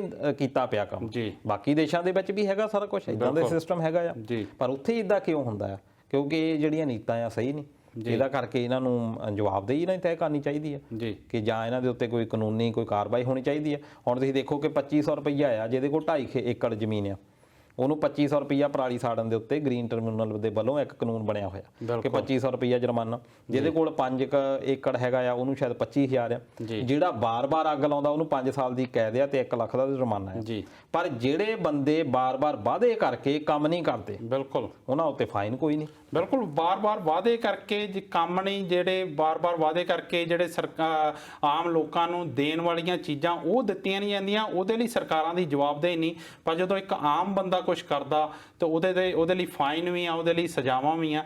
ਇਹੀ ਮੇਰੇ ਖਿਆਲ ਸਾਡੇ ਜਿਹੜੇ ਦੇਸ਼ ਦੀ ਤਰਾਸਦੀ ਹੈ। ਹੁਣ ਤੁਸੀਂ ਦੇਖੋ ਕਿ ਮੋਬਾਈਲ ਫੋਨ ਆ, ਇਹਨਾਂ ਨੂੰ ਪਤਾ ਮਿਲਦਾ ਫੋਨਾਂ ਦਾ, ਕਿਹੜੇ ਘਰ ਦੇ ਵਿੱਚ ਹੁਣ ਲੈਂਡਲਾਈਨ ਲੱਗਾ ਆ, ਕਿਹੜਾ ਬੰਦਾ ਲੈਂਡਲਾਈਨ ਦੇ ਉੱਤੇ ਫੋਨ ਸੁਣਦਾ? ਬਿਲਕੁਲ ਕੁਝ ਕੁ ਨੈਟਵਰਕ ਦੇ ਕੋਈ ਜਿਨ੍ਹਾਂ ਨੇ ਇੰਟਰਨੈਟ ਲਵਾਇਆ ਉਹਨਾਂ ਨੇ ਭਾਵੇਂ ਘਰਾਂ ਦੇ ਵਿੱਚ ਰੱਖੇ ਹੋਣਗੇ, ਅਦਰਵਾਈਜ਼ ਮੋਬਾਈਲ ਦਾ ਜ਼ਮਾਨਾ। ਇਹ 15000 ਰੁਪਈਆ ਉਹਦਾ ਹੀ ਭੱਤਾ ਲਈ ਜਾਂਦੇ ਆ, ਇਹ ਉਹ ਰੋਕਦੇ ਹੀ ਨਹੀਂ। ਆ ਟੋਲ ਪਲਾਜ਼ਿਆਂ ਦੇ ਉੱਤੇ ਇੱਕ ਗਰੀਬ ਬੰਦਾ ਮੋਟਰਸਾਈਕਲ ਤੇ ਨਹੀਂ ਉਹ ਲੰਘਣ ਦਿੰਦੇ। ਬਿਲਕੁਲ ਇੱਕ ਗਰੀਬ ਬੰਦਾ ਨਾਲ ਦੇ ਪਿੰਡ ਤੋਂ ਦੂਏ ਪਿੰਡ ਨੂੰ ਜਾਣਾ ਹੈ, ਉਹਨੂੰ ਵੀ ਕਹਿੰਦੇ ਆ ਜੀ ਆਪਣਾ ਉਹ ਲੈ ਕੇ ਆ ਸਰਟੀਫਿਕੇਟ, ਜੇ ਤੂੰ ਇੱਥੇ ਪਿੰਡ ਦਾ ਇੱਥੇ ਤੱਕ ਰੈਜ਼ੀਡੈਂਸ਼ੀਅਲ ਦਾ ਡੋਮਿਸਾਈਲ, ਉਹਨੂੰ ਵੀ ਪੁੱਛਦੇ ਆ। ਇਹ ਬੰਦੇ ਇੰਨਾ ਵੀ ਨਹੀਂ ਸੁਣਦੇ ਦਲਜੀਤ ਜੀ, ਉੱਥੇ ਕੁੱਟਣ ਲੱਗ ਪੈਂਦੇ। ਬਿਲਕੁਲ ਉਹਨਾਂ ਨੇ ਗੁੰਡੇ ਰੱਖੇ ਆ, ਹਰ ਟੋਲ ਪਲਾਜ਼ਾ ਦੇ ਉੱਤੇ ਗੁੰਡੇ ਰੱਖੇ ਆ। ਇਹ ਵੀ ਕਿਹਾ ਜਾਂਦਾ ਕਿ ਜਿੱਥੇ 5 ਟੋਲ ਪਲਾਜ਼ੇ ਹੋਣੇ ਚਾਹੀਦੇ ਸੀ ਉੱਥੇ 6-6 7-7 ਹੋਣੇ ਚਾਹੀਦੇ ਇੱਕ ਰੋਡ ਦੇ ਉੱਤੇ। 6-6 7-7 ਬਣਾਏ ਹੋਏ ਆ, 1-2 ਨਜਾਇਜ਼ ਬਣਾਏ ਹੋਏ ਆ। ਬਿਲਕੁਲ ਉਹ ਬਾਅਦ ਚ ਪਤਾ ਲੱਗਦਾ ਵੀ ਉਹ ਸਾਰਿਆਂ ਦੀ ਮਿਲੀ ਭਗਤ ਆ, ਉਹ ਚ ਹਾਰੇ ਹੋਇਆਂ ਨੂੰ ਵੀ ਜਾਂਦਾ। ਜੀ ਟੋਲ ਪਲਾਜ਼ਿਆਂ ਦਾ ਵੀ ਬਹੁਤ ਜ਼ਿਆਦਾ ਰੌਲਾ ਆ ਪੰਜਾਬ ਦੇ ਵਿੱਚ ਕਿ ਟੋਲ ਪਲਾਜ਼ਿਆਂ ਦਾ ਜਿੰਨੀ ਇਹਨਾਂ ਦੀ ਮਿਆਦ ਸੀਗੀ, ਜੋ ਮਿਆਦ ਗਵਰਨਮੈਂਟ ਵੱਲੋਂ ਇੱਕ ਸੀਮਤ ਕੀਤੀ ਗਈ ਸੀ ਕਿ ਇੰਨਾ ਚਿਰ ਲਈ ਤੁਸੀਂ ਲੋਕਾਂ ਤੋਂ ਪੈਸੇ ਵਸੂਲਣੇ ਆ, ਉਹ ਪੂਰੀ ਹੋਇਆ ਨੂੰ ਪਤਾ ਨਹੀਂ ਕਿੰਨਾ ਚਿਰ ਹੋ ਗਿਆ। ਇਹ ਅਜੇ ਵੀ ਲੋਕਾਂ ਦੀ ਲੁੱਟ ਇਦਾਂ ਹੀ ਚੱਲ ਰਹੀ ਆ। ਦੇਖੋ ਆ ਲਾਡੋਵਾਲੀ ਵਾਲਾ ਜਿਹੜਾ ਫਲੋਰ ਵਾਲਾ, ਇਹ ਤਾਂ ਮੈਂ ਆਪ ਗਵਾਹ ਆ। ਅਸੀਂ ਤਾਂ ਛੋਟੇ ਹੁੰਦੇ ਸੀ ਜਦੋਂ ਦਾ ਇਹ ਬਣਿਆ ਹੋਇਆ। ਜੀ ਬਿਲਕੁਲ। ਇਹ ਪੁਲ ਉਸ ਤੋਂ ਬਾਅਦ ਇਹ ਪੁਲ ਦੇ ਉੱਤੇ ਕੋਈ ਇਦਾਂ ਦਾ ਵੀ ਨਹੀਂ ਦੇਖਿਆ ਵੀ ਹੋਰ ਇਹਨਾਂ ਨੇ ਪੁਲ ਕੋਈ ਬਣਾ ਦਿੱਤਾ, ਕਿਉਂਕਿ ਪਹਿਲਾਂ ਅਸੀਂ ਉਹ ਪੁਰਾਣੇ ਪੁਲ ਦੇ ਉੱਤੇ ਦੀ ਵੀ ਲੰਘਦੇ ਰਹੇ ਹਾਂ, ਜਿਹੜਾ ਪੁਰਾਣਾ ਪੁਲ ਹੁੰਦਾ ਸੀ। ਇਹ ਨਵਾਂ ਬਣਾਇਆ ਸੀ ਉਦੋਂ, ਉਸ ਤੋਂ ਬਾਅਦ ਕੋਈ ਇਦਾਂ ਦਾ ਨਹੀਂ ਲੱਗਦਾ ਵੀ ਇਹ ਜੀ ਬਹੁਤ ਇਹਨਾਂ ਨੇ ਕੰਮ ਕਰਤਾ। ਉਹ ਅਜੇ ਤੱਕ ਨਹੀਂ ਬੰਦ ਹੋਇਆ। ਜੀ ਟੋਲ ਪਲਾਜ਼ੇ ਜਿਹੜੇ ਇੰਨੇ ਆ, ਉਹਦਾ ਕਾਰਨ ਇਹੀ ਆ ਕਿ ਉਹਨਾਂ ਦੇ ਵਿੱਚ ਕੋਈ ਨਾ ਕੋਈ ਲੂਪ ਹੋਲ ਛੱਡਿਆ ਜਾਂਦਾ। ਤੁਸੀਂ ਪਹਿਲਾਂ ਜਿੱਦਾਂ ਕਿਹਾ ਟਰਮਸ ਕੰਡੀਸ਼ਨਸ ਦੇ ਵਿੱਚ, ਬਿਲਕੁਲ ਸਾਨੂੰ ਨਹੀਂ ਪਤਾ ਹੁੰਦਾ ਪਰ ਸਰਕਾਰਾਂ ਨੂੰ ਪਤਾ ਹੁੰਦਾ। ਜੀ ਸਰਕਾਰਾਂ ਬਾਅਦ ਦੇ ਵਿੱਚ ਇਹ ਮੂੰਹ 'ਚ ਘੁੰਗਣੀਆਂ ਪਾਉਂਦੀਆਂ, ਪਰ ਉਹਦੇ ਵਿੱਚ ਕੀ ਹੁੰਦਾ ਕਿ ਜਿਹੜੇ ਘੁੰਗਣੀਆਂ ਵੀ ਸ਼ਾਇਦ ਤਾਂ ਪਾਉਂਦੀਆਂ ਦਲਜੀਤ ਜੀ, ਹਿੱਸਾ ਪੱਤੀ ਚੱਲਦਾ ਆ, ਸਭ ਕੁਝ ਰਲ ਮਿਲ ਕੇ ਮਿਲੀ ਭੁਗਤ ਨਾਲ ਲੋਕਾਂ ਦੀ ਲੁੱਟ ਕੀਤੀ ਜਾਂਦੀ ਹੈ। ਤੁਸੀਂ ਰੱਖ ਲਓ ਕਿ ਆਪਾਂ ਇੱਕ ਪੋਲੀਟੀਕਲ ਪਾਰਟੀ ਬਣਾਉਂਦੇ ਆ, ਜੀ ਆਪਾਂ ਬੰਦੇ 10 ਸੱਦਣੇ ਆ, ਆਪਾਂ ਨੂੰ ਇਹ ਭਾਂ ਦੀ ਬਣੀ ਹੋਣੀ ਆ ਵੀ ਆਪਾਂ ਇਹਨਾਂ ਦਾ ਇਕੱਠ ਕਿੱਦਾਂ ਕਰਨਾ, ਇਹਨਾਂ ਦਾ ਟਰਾਂਸਪੋਰਟੇਸ਼ਨ ਕਿੱਦਾਂ ਕਰਨੀ ਆ, ਇਹਨਾਂ ਨੂੰ ਰੋਟੀ ਪਾਣੀ ਦਾ ਕੀ ਪ੍ਰਬੰਧ ਹੋਣਾ। ਕਈ ਬੰਦੇ ਦਿਹਾੜੀ ਤੇ ਵੀ ਸੱਦਣੇ ਆ। ਇਹ ਲੱਖ 2-2 ਲੱਖ ਦਾ ਇਕੱਠ ਕਰ ਲੈਂਦੇ ਆ ਝੱਟ। ਜੀ ਅੱਜ ਕਿਹਾ ਸੁਖਬੀਰ ਬਾਦਲ ਕਹੂੰਗਾ ਜਾਂ ਕੈਪਟਨ ਅਮਰਿੰਦਰ ਸਿੰਘ ਕਹੂੰਗਾ ਪਰਸੋਂ ਨੂੰ ਵੀ ਫਲਾਨੇ ਥਾਂ ਮੋਗੇ ਇਕੱਠੇ ਹੋ ਜਾਓ, ਫਲਾਨੇ ਥਾਂ ਤੁਸੀਂ ਅੰਮ੍ਰਿਤਸਰ ਇਕੱਠੇ ਹੋ ਜਾਓ। ਜੀ ਮਿੰਟਾਂ ਸਕਿੰਟਾਂ ਦੇ ਵਿੱਚ ਬੰਦੇ ਇਕੱਠੇ ਹੋ ਜਾਂਦੇ ਆ। ਜੀ ਲੰਗਰ ਪਤਾ ਨਹੀਂ ਕਿੱਥੋਂ ਆ ਜਾਂਦਾ, ਝੰਡੇ ਪਤਾ ਨਹੀਂ ਕਿੱਥੋਂ ਆ ਜਾਂਦੇ ਆ, ਪ੍ਰਬੰਧ ਪਤਾ ਨਹੀਂ ਕਿੱਥੋਂ ਹੋ ਜਾਂਦਾ। ਜਿਹੜੇ ਆਪਾਂ ਨੂੰ ਕਿਤੇ ਕਾਰ ਖੜੀ ਕਰਨੀ ਹੋਵੇ ਉੱਥੇ ਜਾ ਕੇ ਕੌਂਸਲ ਦਾ ਪੁਲਿਸ ਵਾਲਾ ਝੱਟ ਦਬਕਾ ਮਾਰ ਦਿੰਦਾ। ਇਹਨਾਂ ਨੂੰ ਪਤਾ ਨਹੀਂ ਕਿੱਥੋਂ ਥਾਂ ਲੱਭ ਜਾਂਦੇ ਆ, ਉਹ ਕਿੱਥੋਂ ਬਣਦੀਆਂ ਸਾਰੀਆਂ ਚੀਜ਼ਾਂ। ਇਹ ਸਾਰੀਆਂ ਚੀਜ਼ਾਂ ਇੱਥੇ ਸ਼ੁਰੂ ਹੁੰਦੀਆਂ ਕਿ ਚੱਲ ਬਈ ਤੈਨੂੰ ਆ ਟੋਲ ਪਲਾਜ਼ੇ ਵਾਲਿਆ ਤੈਨੂੰ ਆ ਕੰਮ ਕੀਤਾ ਆ, ਦੱਸ ਵੀ ਤੇਰੀ ਜ਼ਿੰਮੇਵਾਰੀ ਆ, 20 ਬੱਸਾਂ ਦੀ ਭੇਜ ਦੇ 20 ਬੱਸਾਂ। ਬਿਲਕੁਲ। ਚੱਲ ਬਈ ਉਹ ਖੱਡ ਵਾਲਿਆ ਤੂੰ ਉਹਦੇ ਵਿੱਚੋਂ ਰੇਤਾ ਕੱਢਦਾ ਆ, ਚੱਲ ਭੇਜ 25 ਬੰਦੇ ਆਪਣੇ। ਜੀ ਠੀਕ ਹੈ ਜੀ। ਫਲਾਨੇ ਥਾਂ ਦੇ ਉੱਤੇ ਤੈਨੂੰ ਆ ਬੈਨੀਫਿਟ ਦਿੱਤਾ ਆ, ਲੰਗਰ ਦਾ ਸਿਸਟਮ ਤੇਰਾ। ਜੀ ਇਦਾਂ ਕੰਮ ਇੱਥੇ ਜਿਹੜਾ ਚੱਲਦਾ। ਇਸ ਕਰਕੇ ਲੋਕਾਂ ਨੂੰ ਵੀ ਅਵੇਅਰ ਹੋਣਾ ਜੀ ਕਿ ਲੋਕੀ ਜਿਹੜੇ ਵਿਰੋਧ ਕਰਨਾ ਚਾਹੀਦਾ ਕਿ ਅਸੀਂ ਨਹੀਂ ਸਾਡੇ ਰੈਲੀਆਂ ਦੇ ਵਿੱਚ ਜਾਂਦੇ। ਇਹਨਾਂ ਦਾ ਜਿੱਦਣ ਇਹਨਾਂ ਨੇ ਸੁਖਬੀਰ ਬਾਦਲ ਨੇ ਕਾਲ ਕੀਤੀ ਉੱਥੇ ਬੰਦੇ 10 ਪਹੁੰਚਣ। ਹੁਣ ਅੰਨਾ ਹਜ਼ਾਰੇ ਜਿਹੜਾ ਆ ਕਾਫੀ ਇਮਾਨਦਾਰ ਬੰਦਾ, ਨੋ ਡਾਊਟ ਉਹ ਕੰਮ ਕਰਦਾ ਰਿਹਾ। ਆਮ ਆਦਮੀ ਪਾਰਟੀ ਜੇ ਕੰਮ ਕਰਦੀ ਉਹਨੇ ਬਣਾਈ ਹੋਆ। ਜੀ ਜਦੋਂ ਤਾਂ ਲੱਖ ਬੰਦਾ ਹੁੰਦਾ ਸੀ ਉਹ ਆਉਂਦਾ ਰਿਹਾ। ਮਮਤਾ ਬੈਨਰਜੀ ਦੇ ਨਾਲ ਲੋਕੀ ਜਾਣੋ ਹਟ ਗਏ। ਮਮਤਾ ਬੈਨਰਜੀ ਆ ਗਈ, ਉੱਥੇ ਇਕੱਠ ਹੋਇਆ 5000 ਦਾ ਜੀ। ਜਿਹੜਾ ਬੰਦਾ 50000 ਤੋਂ ਘੱਟ ਕਦੀ ਉਹਨੂੰ ਬੰਦਾ ਨਹੀਂ ਦੇਖਿਆ, 5000 ਦੇਖ ਕੇ ਉਹਨੇ ਮੁੜ ਕੇ ਰੈਲੀ ਹੀ ਨਹੀਂ ਰੱਖੀ। ਬਿਲਕੁਲ ਇਹ ਨਹੀਂ ਵੀ ਉਹ ਪਿੱਛੇ ਹਟ ਗਿਆ। ਬਹੁਤ ਸਾਰੇ ਲੋਕ ਕਹਿੰਦੇ ਆ ਕਿ 9000 ਦਾ ਜੀ ਪਿੱਛੇ ਹਟ ਗਿਆ, ਪਿੱਛੇ ਨਹੀਂ ਹਟਿਆ।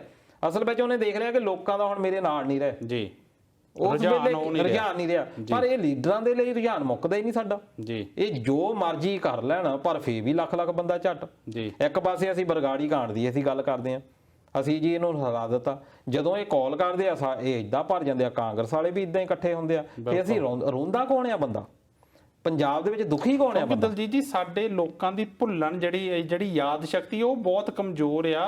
ਆਪਾਂ ਅੱਗੇ ਵੀ ਇਹੀ ਗੱਲ ਕਰਦੇ ਹੁੰਨੇ ਕਿ ਇਹਨਾਂ ਨੂੰ ਸ਼ਿਕਾਇਤਾਂ ਬਹੁਤ ਆ ਲੀਡਰਾਂ ਨਾਲ, ਪਰ ਜੋ ਲੀਡਰ ਆ ਕੇ ਬੂਹੇ ਤੇ ਖਲੋ ਜਾਂਦਾ ਆ, ਹੱਥ ਜੋੜ ਕੇ ਖਲੋ ਜਾਂਦਾ, ਮੰਗਦਾ ਆ ਵੋਟਾਂ ਤੇ ਅਸੀਂ ਫੇਰ ਉਹਨਾਂ ਨੂੰ ਵੋਟਾਂ ਪਾ ਦਿੰਦੇ। ਤੁਸੀਂ ਦੇਖੋਗੇ ਅੱਜ ਦੀ ਇਹ ਖਬਰ ਹੈਗੀ ਕਿ ਟਰੈਕਟਰਾਂ ਦੀ ਵਿਕਰੀ ਬਹੁਤ ਵੱਧ ਗਈ ਆ ਪੰਜਾਬ ਦੇ ਵਿੱਚ ਜੀ।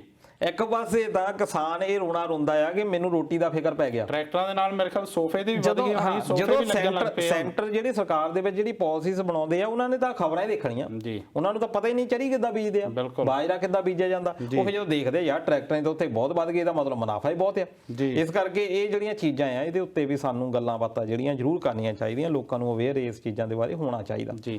ਇਹਦੇ ਨਾਲ ਦਿਲਜੀਤ ਜੀ ਗੋਰਖਪਾਲ ਬਰਾੜ ਹੋਣਾ ਦੀ ਟਿੱਪਣੀ ਆਈ ਹੈ, ਉਹ ਪਸੰਦ ਕਰ ਰਹੇ ਪ੍ਰੋਗਰਾਮ ਦੇ ਨਾਲ ਜਸਵਿੰਦਰ ਕੌਰ ਹੋਣਾ ਦੀ, ਜਿੱਦਾਂ ਆਪਾਂ ਲੀਡਰਾਂ ਦੀ ਗੱਲ ਕਰ ਰਹੇ ਹਾਂ, ਉਹਨਾਂ ਦੀ ਟਿੱਪਣੀ ਆਈ ਕਿ ਹਰੇਕ ਲੀਡਰ ਦੇ 5-6 ਵਾਰ, ਆਪਾਂ ਅੱਗੇ ਵੀ ਗੱਲ ਕੀਤੀ ਕਿ ਜਿਹੜੀਆਂ ਪੈਨਸ਼ਨਾਂ 5-5 6-6 ਲੱਗੀਆਂ ਹੋਈਆਂ, ਉੱਦਾਂ ਦੇ ਜਿਹੜਾ ਖਜ਼ਾਨੇ ਦਾ ਪੀਪਾ ਖਾਲੀ ਖੜਕਾ ਦਿੰਦੇ ਵੀ ਸਾਡੇ ਕੋਲ ਕੁਝ ਨਹੀਂ ਹੈਗਾ।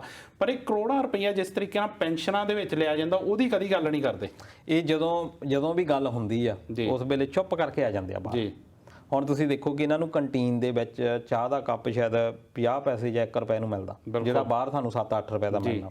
ਜਿਹੜੀ ਉਹ ਬਿਰਿਆਨੀ ਉੱਥੇ ਇਹ ਖਾਂਦੇ ਆ, ਉਹਨਾਂ ਦੀ ਜਾ ਕੇ ਤੁਸੀਂ ਲਿਸਟ ਚੈੱਕ ਕਰ ਲਿਓ ਜੀ, ਤੁਸੀਂ ਹੈਰਾਨ ਰਹਿ ਜਾਓਗੇ ਕਿ ਇੱਕ ਤਰ੍ਹਾਂ ਨਾਲ ਮੁਫਤ ਵਿੱਚ ਇਹ ਸਾਰਾ ਕੁਝ ਹੈਗਾ। ਫਿਰ ਇਹਨਾਂ ਨੂੰ ਕਿਸਾਨ ਭਵਨ ਉੱਥੇ ਚੰਡੀਗੜ੍ਹ ਜਾਣਾ ਹੋਵੇ, ਚਾਹੇ ਇਹ ਨਹੀਂ ਦਿੱਲੀ ਉੱਥੇ ਰਹਿਣਾ ਹੋਵੇ, ਇਹਨਾਂ ਦੇ ਲਈ ਜਾਣੀ 5 ਸਟਾਰ ਹੋਟਲਾਂ ਵਰਗੇ ਕਮਰੇ, ਇਹਨਾਂ ਦੀਆਂ ਫੈਮਲੀਜ਼ ਦੇ ਲਈ ਕਮਰੇ। ਬਿਲਕੁਲ। ਫਿਰ ਇਹਨਾਂ ਦੇ ਨਿਆਣੇ ਪੁਲਿਸ ਵਾਲੇ ਛੱਡਣ ਜਾਂਦੇ, ਸਿਕਿਉਰਿਟੀ ਵਾਲੇ ਜੀ। ਇੱਕ ਬੰਦਾ ਜਿਹੜਾ ਆ ਉਹ ਇਸ ਸਵੇਰ ਨੂੰ ਉੱਠ ਕੇ ਇਹਨਾਂ ਦੇ ਕਾਰਾਂ ਧੋਣ ਲੱਗਾ ਹੁੰਦਾ। ਜੀ ਹੁਣ ਇੰਨਾ ਕੁ ਤੇ ਕਰਨਾ ਬਣਦਾ ਹੀ ਆ। ਸਾਡੇ ਲੀਡਰ ਇੰਨੀ ਨਿਸ਼ਕਾਮ ਸੇਵਾ ਕਰਦੇ ਆ, ਆਪਣਾ ਘਰ-ਬਾਰ ਲਾ ਦਿੰਦੇ ਆ। ਕਦੀ ਤੁਸੀਂ ਦੇਖਿਆ ਵੀ ਜਿਹੜਾ ਕਰੋੜਾਂਪਤੀ ਲੀਡਰ ਆ ਉਹ ਜਦੋਂ ਸੇਵਾ ਦੇ ਵਿੱਚ ਆਉਂਦਾ ਤੇ ਉਹ ਵਿਚਾਰਾ ਗਰੀਬ ਰਹਿ ਜਾਂਦਾ। ਹਾਂ, ਫਿਰ ਇਹ ਜਿਹੜੇ ਧਰਨੇ ਆ, ਉਹ ਜਿਹੜੇ ਲੋਕ ਇਹ ਕਹਿੰਦੇ ਆ ਕਿ ਅਸੀਂ ਤਾਂ ਯਾਰ ਲੁੱਟ-ਪੁੱਟ ਹੋ ਗਏ ਜੀ, ਉਹਨਾਂ ਨੂੰ ਸਭ ਤੋਂ ਪਹਿਲਾਂ ਖਿਚਾਈ ਤਾਂ ਕਿਸੇ ਵੀ ਪਾਰਟੀ ਦਾ ਲੀਡਰ ਹੋਵੇ, ਇਹਨੂੰ ਹੀ ਗ੍ਰਹਿ ਯੁੱਧ ਕਹਿੰਦੇ ਹੁੰਦੇ ਆ ਕਿ ਇਹਦੀ ਇੱਕੋ ਹੀ ਇੱਕ ਇਹੀ ਹੱਲ ਹੋਣਾ ਆ ਕਿ ਤੁਹਾਨੂੰ ਇਹ ਗ੍ਰਹਿ ਯੁੱਧ ਹੁਣ ਲੜਨਾ ਪੈਣਾ ਆਪਣੀਆਂ ਜੋਕਾਂ ਦੇ ਨਾਲ ਜਿਹੜੀਆਂ ਸਾਡੇ ਨਾਲ ਚੁੰਬੜ ਗਈਆਂ। ਬਿਲਕੁਲ। ਇਹ ਦਲਜੀਤ ਜੀ, ਇਹ ਤੋਂ ਅਗਲੀ ਗੱਲ ਮੈਂ ਕਰਾਂ ਤਾਂ ਜੰਮੂ ਕਸ਼ਮੀਰ ਦੇ ਵਿੱਚ ਧਾਰਾ 370 ਹਟਾਉਣ ਤੋਂ ਬਾਅਦ ਹੁਣ ਬੀਜੇਪੀ ਵੱਲੋਂ ਉੱਥੇ ਪ੍ਰਾਪਰਟੀ ਦੀ ਖਰੀਦੋ ਫਰੋਖਤ ਦੀ ਖੁੱਲ੍ਹ ਦੇ ਦਿੱਤੀ ਗਈ ਆ ਤੇ ਨਾਲ ਦੀ ਨਾਲ ਫਰੂਕ ਅਬਦੁੱਲਾ ਹੁਣਾਂ ਦਾ ਵੀ ਟਵੀਟ ਆਇਆ ਕਿ ਜੰਮੂ ਕਸ਼ਮੀਰ ਸੇਲ ਤੇ ਲੱਗ ਗਿਆ। ਇਹਨੂੰ ਕਿੱਦਾਂ ਦੇਖਦੇ ਹੋ? ਦੇਖੋ, ਇੱਕ ਹੁਣ ਇਹਦੇ ਵਿੱਚ ਵੀ ਤਰਾਸ ਦੀ ਦੇਖੋ ਜੀ, ਪੰਜਾਬ ਦੀ ਜੇ ਅਸੀਂ ਗੱਲ ਕਰੀਏ, ਹਰ ਕੋਈ ਬੰਦਾ ਕਦੀ ਇਹ ਤੇ ਲੱਗੀ ਨਹੀਂ ਕੋਈ ਵੀ ਰੋਕ, ਜਿਹੜਾ ਮਰਜੀ ਬੰਦਾ ਆ ਕੇ ਇਨਵੈਸਟ ਕਰ ਸਕਦਾ ਸੀ, ਜਿਹੜਾ ਬੰਦਾ ਮਰਜੀ। ਪਰ ਸਾਨੂੰ ਰੋਕ ਸੀ, ਅਸੀਂ ਰਾਜਸਥਾਨ ਦੇ ਵਿੱਚ ਨਹੀਂ ਲੈ ਸਕਦੇ, ਅਸੀਂ ਹਿਮਾਚਲ 'ਚ ਨਹੀਂ ਲੈ ਸਕਦੇ, ਅਸੀਂ ਜੰਮੂ ਕਸ਼ਮੀਰ 'ਚ ਨਹੀਂ ਲੈ ਸਕਦੇ ਜੀ। ਹੁਣ ਜਿਹੜਾ ਵਨ ਨੇਸ਼ਨ ਜੇ ਅਸੀਂ ਬਣਾਉਣਾ ਫਿਰ ਤਾਂ ਸਾਰੇ ਸਟੇਟ ਸਾਨੂੰ ਬਰਾਬਰ ਕਰਨੇ ਪੈਣੇ ਆ। ਹੁਣ ਅਜੇ ਵੀ ਅਰੁਣਾਚਲ ਪ੍ਰਦੇਸ਼, ਮਿਜ਼ੋਰਮ, ਸਿੱਕਮ, ਉਹਨਾਂ ਦੇ ਵੱਖਰੇ ਲਾਅ ਹੈਗੇ ਆ, ਆਮ ਬੰਦਾ ਉੱਥੇ ਖਰੀਦ ਨਹੀਂ ਸਕਦਾ ਜੀ। ਉਹ ਅਸਲ ਦੇ ਵਿੱਚ ਤਾਂ ਇਸ ਕਰਕੇ ਬਣਾਇਆ ਗਿਆ ਸੀ ਕਿ ਜਿਹੜੀ ਖੇਤੀਬਾੜੀ ਦੀ, ਜਾਂ ਕਹਿ ਲਓ ਕਿ ਜਿੱਦਾਂ ਹੁਣ ਪੰਜਾਬ ਦੀ ਮੇਨ ਜੜ ਜਿਹੜੀ ਹੈਗੀ ਉਹ ਖੇਤੀਬਾੜੀ ਆ, ਕਿ ਬਾਹਰਲੇ ਵੱਡੇ ਇੰਡਸਟਰੀਸਟ ਆਉਣਗੇ, ਇਹਨਾਂ ਨੇ ਆ ਕੇ ਖੇਤੀ ਜੋ ਦੇ ਉੱਤੇ ਮਿੱਲਾਂ ਲਾ ਲੈਣੀਆਂ, ਉਹਦੇ ਨਾਲ ਲੋਕਾਂ ਦਾ ਜੀਵਨ ਪ੍ਰਭਾਵਿਤ ਹੋਣਾ ਆ, ਇਹਨਾਂ ਦੀ ਰੋਜੀ ਰੋਟੀ ਦੇ ਉੱਤੇ ਅਸਰ ਪੈਣਾ, ਇਨਵਾਇਰਨਮੈਂਟ ਦੇ ਉੱਤੇ ਅਸਰ ਪੈਣਾ ਜੀ। ਇੱਦਾਂ ਸੇਮ ਜੰਮੂ ਕਸ਼ਮੀਰ ਦੇ ਵਿੱਚ 35A ਜਿਹੜੀ ਧਾਰਾ ਸੀ ਉਹਦੇ ਅਧੀਨ ਇਹ ਸੀ ਕਿ ਉੱਥੇ ਜਿਹੜੀ ਪ੍ਰਾਪਰਟੀ ਆ, ਉੱਥੇ ਦਾ ਜਿਹੜਾ ਵਸਨੀਕ ਆ, ਉੱਥੇ ਦਾ ਜਿਹੜਾ ਨਾਗਰਿਕ ਆ, ਉਹੀ ਖਰੀਦ ਸਕਦਾ ਹੈ। ਪਰ ਇਹ ਰੋਕ ਜਿਹੜੀ ਆ ਇਹ ਹਟਾ ਲਈ ਗਈ ਆ। ਵੈਸੇ ਇਹ ਪਹਿਲਾਂ ਹਿਮਾਚਲ ਪ੍ਰਦੇਸ਼ ਵਿੱਚ ਵੀ ਸੀ, ਇਹ 2006 ਦੇ ਵਿੱਚ ਉਹਨਾਂ ਨੇ ਹਟਾ ਲਈ ਸੀ। ਉਹਦੇ ਨਾਲ ਇੱਕ ਦੇਖੋ, ਇੱਕ ਪਹਿਲੂ ਤਾਂ ਇਹ ਆ ਕਿ ਜਿਹੜਾ ਇਨਵਾਇਰਨਮੈਂਟ ਹੈ ਇਹਦੇ ਵਿੱਚ ਬਾਹਰਲੇ ਲੋਕ ਜਾਣਗੇ, ਮੰਨ ਲਓ ਕਿ ਸੇਬਾਂ ਦਾ ਕੋਈ ਹੈਗਾ ਆ ਜਾਂ ਕੁਛ ਜੋ ਵੀ ਉੱਥੇ ਹੁੰਦੀ ਆ ਫਸਲ, ਉਹਦੇ ਉੱਤੇ ਇੰਡਸਟਰੀ ਵੀ ਲੱਗ ਸਕਦੀ ਆ, ਜਾਂ ਬਾਹਰੋਂ ਜਿਹੜਾ ਬੰਦਾ ਆਉਂਦਾ ਆ ਉਹਦੀ ਜਿਹੜੀ ਵਾਤਾਵਰਨ ਦੇ ਉੱਤੇ ਪ੍ਰਭਾਵ ਵੀ ਪੈ ਸਕਦੇ ਆ। ਪਰ ਦੂਜਾ ਇਹ ਆ ਕਿ ਜਦੋਂ ਬਾਹਰਲੇ ਇਨਵੈਸਟਮੈਂਟ, ਖਾਸ ਤੌਰ ਤੇ ਜੰਮੂ ਕਸ਼ਮੀਰ ਜਿਹੜਾ ਕਿ ਇੱਕ ਤਰ੍ਹਾਂ ਨਾਲ ਕੱਟ ਆਫ ਹੋਇਆ ਪਿਆ ਅੱਤਵਾਦ ਦੇ ਕਰਕੇ, ਜਿੰਨਾ ਵਧੀਆ ਟੂਰਿਜ਼ਮ ਆ ਉੱਥੇ, ਜਿੰਨੇ ਵਧੀਆ ਜੇ ਤੁਸੀਂ ਉੱਥੇ ਜਾਓਗੇ, ਖਾਸ ਤੌਰ ਤੇ ਜਦੋਂ ਸ਼੍ਰੀਨਗਰ ਵਿੱਚ ਤੁਸੀਂ ਜਾਂਦੇ ਆ, ਡੱਲ ਝੀਲ ਦੇ ਵਿੱਚ ਇਦੋਂ ਵੱਡਾ ਸਵਰਗ ਕਿੱਥੇ ਆ ਦੁਨੀਆ ਦੇ ਵਿੱਚ। ਬਿਲਕੁਲ। ਪਰ ਇਹ ਆ ਕਿ ਉਹ ਉੱਥੇ ਤੱਕ ਜਾਣ ਦੀ ਅਜੇ ਤੱਕ ਕੋਈ ਕੰਡੀਸ਼ਨ ਹੀ ਨਹੀਂ ਬਣ ਪਾਈ ਜੀ। ਹੁਣ ਜਦੋਂ ਇਨਵੈਸਟਮੈਂਟ ਬਾਹਰਲੀ ਹੋਊਗੀ, ਬਾਹਰਲੇ ਲੋਕ ਜਿਹੜੇ ਜਾਣਗੇ, ਇਨਵੈਸਟ ਕਰਨਗੇ, ਹੋਟਲ ਬਣਨਗੇ, ਫਿਰ ਉਹਦੇ ਨਾਲ ਉੱਥੇ ਦੇ ਲੋਕਾਂ ਨੂੰ ਵੀ ਰੁਜ਼ਗਾਰ ਮਿਲ ਸਕਦਾ ਆ ਜੀ। ਇਹਦੇ ਦੋਨੋਂ ਪੱਖ ਹੈਗੇ ਆ। ਪਰ ਦਲਜੀਤ ਜੀ, ਇਹਦੇ ਨਾਲ ਲੱਗਦਾ ਤੁਹਾਨੂੰ ਇਸ ਫੈਸਲੇ ਨਾਲ ਉੱਥੋਂ ਦੇ ਲੋਕਾਂ ਨੂੰ ਰੁਜ਼ਗਾਰ ਮਿਲੂਗਾ? ਕਿਉਂਕਿ ਜੋ ਉੱਥੋਂ ਦੇ ਹਾਲਾਤ ਆ, ਜਿਸ ਤਰੀਕੇ ਨਾਲ ਉੱਥੇ ਰਾਜਨੀਤੀ ਖੇਡੀ ਜਾਂਦੀ ਆ, ਜਿਸ ਤਰੀਕੇ ਨਾਲ ਰਾਜਨੀਤੀ ਖੇਡਣ ਦੇ ਨਾਲ ਉੱਥੋਂ ਦੇ ਆਮ ਲੋਕ ਪਿਸਦੇ ਆ, ਤੁਹਾਨੂੰ ਲੱਗਦਾ ਇਸ ਫੈਸਲੇ ਨਾਲ ਕੋਈ ਫਰਕ ਪਊਗਾ? ਨਹੀਂ, ਦੇਖੋ ਇਹ ਉਹਨਾਂ ਦੇ ਲੋਕਾਂ ਦੇ ਹੱਥਾਂ ਦੇ ਵਿੱਚ ਆ ਜੀ। ਸਭ ਤੋਂ ਪਹਿਲਾਂ ਕਿ ਉੱਥੇ ਹੀ ਜ਼ਿਆਦਾ ਰੁਜ਼ਗਾਰ ਮਿਲਦਾ ਜਿੱਥੇ ਸਭ ਤੋਂ ਪਹਿਲਾਂ ਸ਼ਾਂਤੀਪੂਰਵਕ ਏਰੀਆ ਹੋਵੇ ਜੀ। ਦੁਨੀਆ ਦੇ ਉਹੀ ਦੇਸ਼ ਸਭ ਤੋਂ ਜ਼ਿਆਦਾ ਕਾਮਯਾਬ ਆ ਜਿਨ੍ਹਾਂ ਦਾ ਸਾਡੇ ਗੁਆਂਢੀ ਮੁਲਕਾਂ ਦੇ ਨਾਲ ਜਾਂ ਸਟੇਟਸ ਦਾ ਆਪਸ ਵਿੱਚ ਜੰਗ ਨਹੀਂ ਜੀ। ਕਿਤੇ ਵੀ ਤੁਸੀਂ ਜਾ ਕੇ ਦੇਖ ਲਓ, ਚਾਹੇ ਅਮਰੀਕਾ ਕੈਨੇਡਾ ਦੀ ਗੱਲ ਕਰ ਲਓ, ਉਹਨਾਂ ਦੀ ਆਪਸ ਵਿੱਚ ਸਟੇਟ ਆਪਸ ਵਿੱਚ ਨਹੀਂ ਲੜਦੇ। ਯੂਰਪੀਅਨ ਦੇ ਸਾਰੇ ਦੇਸ਼ ਆ, ਇੱਕ ਦੂਜੇ ਦਾ ਬਾਰਡਰ ਤੁਸੀਂ ਕ੍ਰਾਸ ਕਰਕੇ ਚਲੇ ਜਾਓ, ਆਪਸ ਵਿੱਚ ਨਹੀਂ ਲੜਦੇ। ਅਸੀਂ ਕਿਉਂ ਉੱਥੇ ਉਸ ਖਿੱਤੇ ਦੇ ਵਿੱਚ ਕਿਉਂ ਅਸੀਂ ਇਦਾਂ ਆ? ਅਸੀਂ ਬੰਗਲਾਦੇਸ਼ ਹੀ ਨਹੀਂ ਝੱਲਦੇ ਜੀ। ਅਸੀਂ ਬਰਮਾ ਵਾਲੇ ਰੋਹਿੰਗਿਆ ਆਉਂਦੇ ਆ ਤਾਂ ਨਹੀਂ ਉਹਨਾਂ ਨੂੰ ਝੱਲਦੇ, ਸਾਡੇ ਵਾਲੇ ਉੱਧਰ ਜਾਂਦੇ ਉਹ ਵੀ ਗੋਲੀ ਮਾਰਦੇ ਆ। ਪਾਕਿਸਤਾਨ ਦਾ ਤੁਹਾਨੂੰ ਪਤਾ ਹੀ ਆ, ਚਾਈਨਾ ਦੇ ਨਾਲ ਸਾਡੇ ਕੀ ਹਾਲਾਤ ਆ ਇਹ ਵੀ ਤੁਹਾਨੂੰ ਪਤਾ। ਕਿੱਧਰਲੇ ਪਾਸਿਓ ਸਾਡਾ ਨੇਪਾਲ ਸੀ ਇੱਕ, ਉਹ ਵੀ ਹੁਣ ਸਾਨੂੰ ਅੱਖਾਂ ਦਿਖਾਉਣ ਲੱਗ ਗਿਆ। ਇਸ ਕਰਕੇ ਜਿੰਨਾ ਚਿਰ ਤਾਂ ਸਾਡੀਆਂ ਸਮੱਸਿਆਵਾਂ, ਸਾਡਾ ਸਭ ਤੋਂ ਜ਼ਿਆਦਾ ਖਰਚ ਜਿਹੜਾ ਹੁਣ ਤੁਸੀਂ ਅਮਰੀਕਾ ਦੀ ਵੀ ਗੱਲ ਕਰਦੇ ਆ, ਉਹਨੇ ਤਾਂ ਹਥਿਆਰ ਵੇਚਣੇ ਆ, ਰਫੇਲ ਆ, ਇੰਨਾ ਜ਼ਿਆਦਾ ਮਹਿੰਗੇ ਜਿਹੜੇ ਅਸੀਂ ਖਰਚ, ਜਿਹੜੇ ਅਸੀਂ ਆਪਣੇ ਲੋਕਾਂ ਦੇ ਉੱਤੇ ਖਰਚ ਕਰਨਾ ਸੀ, ਉਹ ਅਸੀਂ ਇਹਨਾਂ ਚੀਜ਼ਾਂ ਦੇ ਉੱਤੇ ਲੱਗੇ ਹੋਏ ਆ। ਬਾਰਡਰ ਦੇ ਉੱਤੇ ਸਾਨੂੰ ਲੱਖਾਂ ਦੇ ਲੋਕ ਖੜੇ ਕਰਨੇ ਪੈ ਰਹੇ ਉੱਥੇ, ਉਹਨਾਂ ਦਾ ਖਰਚ ਪਾਣੀ। ਹੁਣ ਖਾਸ ਤੌਰ ਤੇ ਕਾਰਗਲ, ਸਿਆਚਨ, ਉੱਥੇ ਜਿੱਥੇ ਸਾਹ ਲੈਣਾ ਵੀ ਔਖਾ ਆ, ਉੱਥੇ ਲੋਕਾਂ ਨੂੰ ਜਿਹੜੀ ਫੌਜ ਆ ਸਾਡੀ ਉੱਥੇ ਜਾ ਕੇ ਬੈਠੀ ਆ, ਉਹਨਾਂ ਲਈ ਕੰਡੀਸ਼ਨਸ ਹੋਈਆਂ ਬਣਾਉਣੀਆਂ, ਇੰਨਾ ਜ਼ਿਆਦਾ ਪ੍ਰਬੰਧ ਕਰਨਾ। ਹੁਣ ਆ ਚਾਈਨਾ ਦੇ ਬਾਰਡਰ ਦੇ ਨਾਲ ਕਿੱਥੇ 50,000 ਬੰਦੇ ਨਾਲ ਸਰਦਾ ਸੀ, ਹੁਣ ਉੱਥੇ ਹੋਰ ਵੀ ਜ਼ਿਆਦਾ ਫੌਜੀ ਲਾਉਣੇ ਪੈ ਰਹੇ ਆ। ਇਸ ਕਰਕੇ ਸਾਡੇ ਖਰਚ ਹੋਰ ਬਹੁਤ ਆ। ਅਲਟਰਨੇਟਿਵ ਜਿਹੜੇ ਆ ਇੱਥੇ ਦੇ ਲੋਕਾਂ ਦੇ ਹੁਣ ਜੰਮੂ ਕਸ਼ਮੀਰ ਦੇ ਹੱਥ ਦੇ ਵਿੱਚ ਆ ਕਿ ਜੇ ਤੁਸੀਂ ਇਹ ਪੀਸਫੁਲ ਹੈਗਾ, ਤੁਸੀਂ ਇੱਥੇ ਦੇ ਜਿਹੜੇ ਵੱਖਵਾਦੀ ਲੋਕ ਹੈਗੇ ਆ ਉਹਨਾਂ ਦੇ ਨਾ ਗੱਲਾਂ ਵਿੱਚ ਆ ਕੇ ਤੁਸੀਂ ਨੋ ਡਾਊਟ ਕਿ ਜੇ ਉਹ ਇੰਡੀਆ ਦੇ ਨਾਲ ਪਰ ਦਲਜੀਤ ਜੀ, ਮੈਨੂੰ ਨਹੀਂ ਲੱਗਦਾ ਸਿਰਫ ਇਹ ਲੋਕਾਂ ਦੇ ਹੱਥ, ਜਿਸ ਤਰੀਕੇ ਨਾਲ ਪੋਲੀਟੀਕਲ ਲੀਡਰ ਉਸ ਜ਼ਮੀਨ ਨੂੰ ਵਰਤਦੇ ਆ ਆਪਣੇ ਮਫਾਦਾਂ ਲਈ। ਪੋਲੀਟੀਕਲ ਦੇਖੋ ਇਹੀ ਆ ਜੀ, ਜੇ ਬੰਦਾ ਕਹਿੰਦਾ ਵੱਖਵਾਦੀ ਆਗੂ, ਮੰਨ ਲਓ ਕਿ ਗਲਾਨੀ ਵਰਗੇ ਉੱਥੇ ਬੰਦੇ ਹੈਗੇ ਆ ਜਾਂ ਉਹ ਮੀਰਵਾਇਜ਼ ਵਰਗੇ ਲੋਕ ਹੈਗੇ ਆ, ਉਹ ਇੰਨਾ ਹੀ ਕਹਿੰਦੇ ਆ ਪੱਥਰ ਮਾਰ ਦੋ ਬਈ। ਬਿਲਕੁਲ। ਉਹ ਕਿੱਥੋਂ ਆ ਜਾਂਦੇ ਆ ਜੀ? ਉਹ ਤਾਂ ਸਿਰਫ ਇੱਕ ਵਾਰੀ ਇੰਨਾ ਕਹਿ ਕੇ ਆਪ ਉਹਨਾਂ ਦੇ ਨਿਆਣੇ ਜਿਹੜੇ ਆ ਗਲਾਨੀ ਦੇ ਕੱਢ ਲਓ, ਮੀਰਵਾਇਜ਼ ਕੱਢ ਲਓ, ਕੋਈ ਅਮਰੀਕਾ 'ਚ ਪੜ੍ਹਦਾ, ਕੋਈ ਇੰਗਲੈਂਡ 'ਚ ਪੜ੍ਹਦਾ, ਈਵਨ ਕਿ ਉਹਨਾਂ ਦੇ ਨਿਆਣੇ ਜੇ ਉੱਥੇ ਰਹਿੰਦੇ ਹੀ ਨਹੀਂ, ਉਹ ਸਾਰੇ ਜਾਂ ਦਿੱਲੀ ਦੇ ਵਿੱਚ ਬੈਠੇ ਆ ਜਿਹਨੂੰ ਉਹ ਗਾਲਾਂ ਕੱਢੀ ਜਾਂਦੇ ਆ। ਪਾਕਿਸਤਾਨ ਵੀ ਨਹੀਂ ਹੈਗੇ ਉਹਦੇ ਨਿਆਣੇ, ਜਿੰਨੇ ਵੀ ਲੀਡਰ ਆ ਵੱਖਵਾਦੀ, ਇਹ ਸਾਰੇ ਇੱਥੇ ਇੰਡੀਆ ਦੇ ਵਿੱਚ ਵਧੀਆ ਵਧੀਆ ਸ਼ਹਿਰਾਂ ਦੇ ਵਿੱਚ ਰਹਿ ਰਹੇ ਆ। ਉਹਨਾਂ ਨੂੰ ਜਦੋਂ ਹੁਣ ਲੀਡਰ ਜਿਹੜੇ ਜਨਤਾ ਦੇ ਹੱਥ ਵਿੱਚ ਵੀ ਹੁੰਦਾ, ਅਸੀਂ ਇਹਨਾਂ ਦੀ ਕਾਲ ਨਹੀਂ ਮੰਨਣੀ ਜੀ, ਅਸੀਂ ਇਹਨਾਂ ਨੂੰ ਟੈਰੋਰਿਸਟ ਜਿਹੜੇ ਹੈਗੇ ਆ ਅਸੀਂ ਇਹਨਾਂ ਨੂੰ ਬੰਦ ਕਰਾਂਗੇ। ਅਸੀਂ ਜਦੋਂ ਪੀਸਫੁਲ ਹੋਵਾਂਗੇ ਅਸੀਂ ਆਪਣੇ ਲੀਡਰ ਆਪ ਚੱਕਾਂਗੇ, ਸਾਡੇ ਕੋਲ ਵੋਟ ਦਾ ਅਧਿਕਾਰ ਆ, ਅਸੀਂ ਆਪਣੇ ਵਿੱਚੋਂ ਲੋਕ ਜਿਹੜੇ ਵਧੀਆ, ਜਿਹੜੇ ਕਿ ਸਾਡੀ ਕੰਟਰੀ ਦੇ ਲਈ, ਸਾਡੀ ਸਟੇਟ ਦੇ ਲਈ, ਸਾਡੇ ਲੋਕਾਂ ਦੇ ਲਈ, ਸਾਡੇ ਕੌਮ ਦੇ ਲਈ ਕੰਮ ਕਰਨਗੇ, ਅਸੀਂ ਉਹ ਲੀਡਰ ਚੁਣਾਂਗੇ। ਅਸੀਂ ਜਾਵਾਂਗੇ, ਅਸੀਂ ਉੱਥੇ ਜਾ ਕੇ ਆਪਣੀ ਗੱਲ ਰੱਖਾਂਗੇ, ਅਸੀਂ ਉੱਥੇ ਦੇ ਜਿਹੜੇ ਕਾਨੂੰਨ ਆ ਉਹਨਾਂ ਦੇ ਬਾਰੇ ਜਿਹੜੀ ਸੋਧ ਆ ਉਹਦੇ ਵਿੱਚ ਅਸੀਂ ਗੱਲ ਕਰਾਂਗੇ। ਇਹ ਅੱਜ ਜਿਹੜੇ ਫੈਸਲੇ ਆ, ਦੇਖੋ ਜੇ ਤੁਸੀਂ ਕਹੋ ਵੀ ਜੰਮੂ ਕਸ਼ਮੀਰ ਦੇ ਲੋਕ ਇੰਡੀਅਨ ਆਰਮੀ ਦੇ ਨਾਲ ਟੱਕਰ ਲੈ ਲੈਣਗੇ, ਇਹ ਨਹੀਂ ਹੋ ਸਕਦਾ ਜੀ। ਜਾਂ ਪਾਕਿਸਤਾਨ ਦੀ ਜਿਹੜੀ ਆਰਮੀ ਆ ਉਹ ਇਦਾਂ ਹਰਾ ਸਕਦੀ ਆ, ਇੰਡੀਅਨ ਆਰਮੀ ਕੋਈ ਮਾੜੀ ਮੋਟੀ ਚੀਜ਼ ਨਹੀਂ ਜੀ। ਪਰ ਇਹਦੇ ਨਾਲ ਜੇਕਰ ਜਿੱਦਾਂ ਉਹ ਟੱਕਰ ਨਹੀਂ ਲੈ ਸਕਦੇ, ਪਰ ਸਾਨੂੰ ਵੀ ਜਿੱਦਾਂ ਇੰਡੀਅਨ ਆਰਮੀ ਨੂੰ ਜਾਂ ਭਾਰਤ ਸਰਕਾਰ ਨੂੰ ਵੀ ਆਪਣੀਆਂ ਬਾਹਾਂ ਖੋਲਣੀਆਂ ਪੈਣੀਆਂ, ਉਹਨਾਂ ਨੂੰ ਵੈਲਕਮ ਕਰਨਾ ਪੈਣਾ, ਨਾ ਕਿ ਹਰ ਵੇਲੇ ਆਪਾਂ ਜਿਹੜਾ ਗੋਲੀ ਸਿੱਕੇ ਵਾਲਾ ਮਾਹੌਲ ਉੱਥੇ ਨਹੀਂ ਬਣਾ ਕੇ ਰੱਖ ਸਕਦੇ। ਬਿਲਕੁਲ, ਇਹ ਦੋਨੇ ਪਾਸੇ ਤੋਂ ਖਾਮੀ ਆ। ਬਿਲਕੁਲ, ਦੋਨੇ ਪਾਸਿਆਂ ਤੋਂ ਇਹ ਜ਼ਰੂਰ ਰਹੀ ਹੈ, ਇੱਕ ਵਿਸ਼ਵਾਸ ਦੀ ਘਾਟ ਆ। ਬੰਨਿਓ ਕੋਸ਼ਿਸ਼ ਹੋਵੇ ਤਾਂ ਹੀ ਕੁਝ ਹੋ ਸਕਦਾ। ਬਿਲਕੁਲ, ਦੋਨਾਂ ਦੇ ਵਿੱਚ ਵਿਸ਼ਵਾਸ ਦੀ ਘਾਟ ਆ ਜੀ। ਜਿੰਨਾ ਚਿਰ ਤੱਕ ਇਹ ਵਿਸ਼ਵਾਸ ਦੀ ਬਹਾਲੀ ਨਹੀਂ ਹੁੰਦੀ, ਉਨਾ ਚਿਰ ਤੱਕ ਹੁਣ ਆਪਣੇ ਦੇਖੋ ਕਿ 1992 ਤੱਕ ਕਦੇ ਇਹ ਸੋਚਿਆ ਸੀ ਕਿ ਪੰਜਾਬ ਪੀਸਫੁਲ ਹੋ ਸਕਦਾ? ਪੰਜਾਬ ਬੜਾ ਵਧੀਆ ਹੈ ਉਸ ਤੋਂ ਬਾਅਦ ਦੇ ਵਿੱਚ, ਤੇ ਪੰਜਾਬ ਨੇ ਤਰੱਕੀ ਵੀ ਕੀਤੀ ਹੈ, ਨੋ ਡਾਊਟ ਕਿ ਪੰਜਾਬ ਵਧੀਆ, ਸਾਡਾ ਜਿਹੜਾ ਲਿਵਿੰਗ ਸਟੈਂਡਰਡ ਹੈ, ਅਸੀਂ ਜੇ ਕੰਪੈਰੀਜ਼ਨ ਕਰੀਏ ਪੰਜਾਬੀ ਤਾਂ ਜੇ ਚਲੋ ਆਪਣੇ ਲੋਕ ਬਹੁਤ ਘੱਟ ਜਾਂਦੇ ਜੀ। ਜੋ ਪੰਜਾਬ ਵਧੀਆ, ਪਰ ਪੰਜਾਬ ਵਧੀਆ ਹੋਣ ਲਈ ਪੰਜਾਬ ਨੇ ਗਵਾਇਆ ਕਿੰਨਾ ਕੁਛ, ਇਹ ਵੀ ਵੇਖਣ ਵਾਲੀ ਗੱਲ ਆ। ਜਿਸ ਤਰੀਕੇ ਨਾਲ ਝੂਠੇ ਮੁਕਾਬਲਿਆਂ ਦੀ ਗੱਲ ਚੱਲਦੀ ਹੈ ਕਿ ਜਿਸ ਤਰੀਕੇ ਨਾਲ ਇਹ ਸਾਰਾ ਕੁਝ ਮਾੜਾ ਦੌਰ ਸੀਗਾ, ਜੋ ਕੁਝ ਹੋਇਆ ਆ, ਚਾਹੇ ਉਹ ਹਿੰਦੂ ਹੋਵੇ ਚਾਹੇ ਸਿੱਖ ਹੋਵੇ, ਜੋ ਕੁਝ ਵੀ ਹੋਇਆ ਉਹ ਵੀ ਜਿਹੜਾ ਪੰਜਾਬ ਨੇ ਸੰਤਾਪ ਹਟਾਇਆ, ਉਹ ਵੀ ਮੇਰੇ ਖਿਆਲ ਬਹੁਤ ਵੱਡੀ ਚੀਜ਼। ਬਿਲਕੁਲ, ਬਹੁਤ ਨੁਕਸਾਨ ਹੋਇਆ ਜੀ, ਕਿ ਬਹੁਤ ਸਾਰੇ ਜਿਹੜੀ ਪੀੜ੍ਹੀਆਂ ਖਤਮ ਹੋ ਗਈਆਂ। ਹੁਣ ਵੀ ਹੈਗਾ, ਹੁਣ ਨਸ਼ੇ ਖਰਾਬ ਕਰੀ ਜਾਂਦੇ ਆ ਜੀ। ਹੁਣ ਨਸ਼ਿਆਂ ਦਾ ਇੱਕ ਦਲਦਲ ਚੱਲੀ ਹੋਈ ਆ। ਇਸ ਕਰਕੇ ਇਹ ਆ ਕਿ ਸਾਨੂੰ ਆਪ ਅਵੇਅਰ ਹੋਣਾ ਪੈਣਾ, ਸਾਨੂੰ ਆਪਣੇ ਬੱਚਿਆਂ ਨੂੰ ਅਵੇਅਰ ਆਪ ਕਰਨਾ ਪੈਣਾ, ਸਾਨੂੰ ਰਿਸਪੌਂਸਿਬਿਲਿਟੀਜ਼ ਆਪ ਚੱਕਣੀਆਂ ਪੈਣੀਆਂ। ਅਸੀਂ ਇਹ ਨਹੀਂ ਕਹਿ ਸਕਦੇ ਕਿ ਫਲਾਣੇ ਦੇ ਉੱਤੇ ਹੀ ਥੋਪ ਦਈਏ। ਮੈਨੂੰ ਡਾਕਟਰ ਅੰਬੇਡਕਰ ਉਹਨਾਂ ਦੀ ਗੱਲ ਚੇਤੇ ਆਉਂਦੀ ਆ ਕਿ ਜਦੋਂ ਸੰਵਿਧਾਨ ਲਾਗੂ ਹੋਇਆ 1950 'ਚ, ਉਹਨਾਂ ਨੇ ਇਹ ਗੱਲ ਕਹੀ ਸੀ ਕਿ ਤੁਸੀਂ ਹੁਣ ਆਜ਼ਾਦ ਤਾਂ ਹੋ ਗਏ, ਤੁਹਾਡੇ ਕੋਲ ਆਪਣਾ ਸੰਵਿਧਾਨ ਵੀ ਬਣ ਗਿਆ, ਪਰ ਤੁਸੀਂ ਇੱਕ ਗੱਲ ਚੇਤੇ ਰੱਖਿਓ ਕਿ ਪਹਿਲਾਂ ਤੁਸੀਂ ਆਪਣੀਆਂ ਸਾਰੀਆਂ ਗਲਤੀਆਂ ਗੋਰਿਆਂ ਦੇ ਉੱਤੇ ਮੜ ਦਿੰਦੇ ਸੀ। ਜਦੋਂ ਵੀ ਕੋਈ ਗਲਤੀ ਹੁੰਦੀ ਸੀ ਤੁਹਾਡੇ ਕੋਲੋਂ, ਤੁਸੀਂ ਕਹਿ ਦਿੰਦੇ ਸੀ ਅਸੀਂ ਨਹੀਂ ਕੀਤੀ, ਗੋਰਿਆਂ ਨੇ ਕੀਤੀ ਜਾਂ ਗੋਰਿਆਂ ਕਰਕੇ ਹੋਈ ਆ। ਹੁਣ ਤੁਹਾਨੂੰ ਰਿਸਪੌਂਸਿਬਿਲਿਟੀ ਆਪ ਲੈਣੀ ਪੈਣੀ ਆ। ਤੁਸੀਂ ਆਪ ਰਿਸਪੌਂਸਿਬਲ ਹੈਗੇ ਆਪਣੀ ਗਲਤੀ ਦੇ ਲਈ। ਤੇ ਅੱਜ ਵੀ ਅਸੀਂ ਲੋਕਾਂ ਨੂੰ ਕਹਿ ਦਿੰਦੇ ਆ ਮੈਂ ਨਹੀਂ ਕੀਤਾ, ਅਸੀਂ ਕਿਸੇ ਦੇ ਜਾ ਕੇ ਮੋਟਰਸਾਈਕਲ ਕਿਸੇ ਦੇ ਵਿੱਚ ਮਾਰ ਦਈਏ, ਦੋਨੇ ਗਈ ਜਾਣਗੇ ਬਿਲਕੁਲ ਇਹਨੇ ਮਾਰਿਆ ਜੀ, ਮੈਂ ਤਾਂ ਇੱਧਰਲੇ ਪਾਸੇ ਸੀ, ਉਹ ਦੂਜਾ ਕਹੀ ਜਾਊਗਾ ਮੈਂ ਤਾਂ ਜੀ ਇੱਧਰਲੇ ਪਾਸੇ ਸੀ। ਇਹ ਸਾਨੂੰ ਸਿਖਾਇਆ ਹੀ ਨਹੀਂ ਗਿਆ। ਜਿੰਨਾ ਚਿਰ ਤੱਕ ਇਹ ਸਿਸਟਮ ਜਿਹੜਾ ਐਜੂਕੇਸ਼ਨ ਦੇ ਵਿੱਚ ਸਾਨੂੰ ਇਹ ਸਿਖਾਇਆ ਨਹੀਂ ਜਾਂਦਾ, ਉਨਾ ਚਿਰ ਤੱਕ ਅਸੀਂ ਸਹੀ ਨਹੀਂ ਹੋ ਸਕਦੇ। ਬਿਲਕੁਲ। ਤੇ ਦਲਜੀਤ ਜੀ, ਪ੍ਰੋਗਰਾਮ ਦਾ ਜਿਹੜਾ ਵੇਲਾ ਉਹ ਤਕਰੀਬਨ ਮੁੱਕ ਚੱਲਿਆ, ਪਰ ਉਹਦੇ ਨਾਲ ਜਾਣ ਤੋਂ ਪਹਿਲਾਂ ਮੈਂ ਅਖੀਰ ਦੇ ਵਿੱਚ RSS ਦੀ ਗੱਲ ਕਰਨੀ ਚਾਹੂੰਗਾ। RSS ਦੇ ਮੋਹਨ ਭਾਗਵਤ ਹੋਣਾ ਦਾ ਇੱਕ ਬਿਆਨ ਹੁੰਦਾ ਕਿ ਇਸ ਦੇਸ਼ 'ਚ ਰਹਿਣ ਵਾਲੇ ਸਾਰੇ ਹੀ ਹਿੰਦੂ ਆ। ਇਹਨੂੰ ਕਿੱਦਾਂ ਦੇਖਦੇ ਹੋ ਤੁਸੀਂ? ਇਹ 2019 ਦੇ ਵਿੱਚ ਵੀ ਕਹਿ ਚੁੱਕਾ, ਦਸੰਬਰ ਦੇ ਵਿੱਚ ਕਿ ਇਹ ਪਹਿਲਾਂ ਤੋਂ ਹੀ ਹੈਗਾ ਕਿ ਇਹ ਕਹਿੰਦੇ ਆ ਕਿ ਇੰਡੀਆ ਦੇ ਵਿੱਚ ਸਾਰੇ ਜਿਹੜੇ ਲੋਕ ਆ, ਇਹ 1.3 ਬਿਲੀਅਨ ਦੀ ਗੱਲ ਕਰਦਾ, 1 ਅਰਬ 30 ਕਰੋੜ ਦੇ ਕਰੀਬ ਜਿਹੜੇ ਲੋਕ ਰਹਿੰਦੇ, ਕਹਿੰਦਾ ਸਾਰੇ ਹਿੰਦੂ ਆ। ਇਸ ਕਰਕੇ ਕਹਿੰਦਾ ਜਿਹੜਾ ਰਿਲੀਜਨ ਦੇ ਵਿੱਚ ਖਾਨਾ ਹੈ, ਇਹ 2019 ਚ ਇਦੋਂ ਵੀ ਜ਼ਿਆਦਾ ਭੜਕਿਆ ਸੀ ਕਿ ਜਿਹੜਾ ਰਿਲੀਜਨ ਵਾਲਾ ਖਾਨਾ ਹੈ ਉਹਦੇ ਵਿੱਚ ਇਦਾਂ ਲਿਖਿਆ ਜਾਣਾ ਚਾਹੀਦਾ ਸਿੱਖ ਹਿੰਦੂ, ਮੁਸਲਿਮ ਹਿੰਦੂ, ਬੋਧੀ ਹਿੰਦੂ, ਜਾਣੀ ਵੀ ਹਿੰਦੂ ਸੀ ਪਰ ਆਹ ਚੀਜ਼ ਬਣ ਗਈ, ਕਿਉਂਕਿ ਇਹ ਕਹਿੰਦਾ ਵੀ ਇੱਥੇ ਸਿਰਫ ਹਿੰਦੂ ਹੀ ਪੈਦਾ ਹੁੰਦੇ। ਪਰ ਇਹਨੂੰ ਇਹ ਭੁੱਲ ਗਿਆ ਕਿ ਸੰਵਿਧਾਨ ਦਾ ਜਿਹੜਾ ਇੱਕ ਸਾਨੂੰ ਧਾਰਾ ਆ, ਧਰਮ ਨਿਰਪੱਖਤਾ ਦੀ ਧਾਰਾ, ਕਿ ਅਸੀਂ ਧਰਮ ਨਿਰਪੱਖ ਆ। ਬਿਲਕੁਲ, ਭਾਵੇਂ ਅਸੀਂ ਹੋ ਸਕਦਾ ਸਾਡੇ ਬਜ਼ੁਰਗ ਹੋਣਗੇ ਹਿੰਦੂ, ਮੁਸਲਮਾਨ ਵੀ ਹੋ ਸਕਦੇ ਆ, ਕੁਝ ਵੀ ਹੋ ਸਕਦੇ ਆ, ਪਰ ਹੁਣ ਮੈਂ ਕੀ ਆ, ਮੈਂ ਸਿੱਖ ਆ। ਹੁਣ ਬਿਲਕੁਲ ਇਹਦੇ ਨਾਲ ਮੈਨੂੰ ਕੀ ਲੈਣਾ ਦੇਣਾ ਕਿ ਮੇਰੇ ਬਜ਼ੁਰਗ ਜਾਂ ਮੇਰੇ ਦਾਦੇ ਪੜਦਾਦੇ ਕੀ ਸੀ।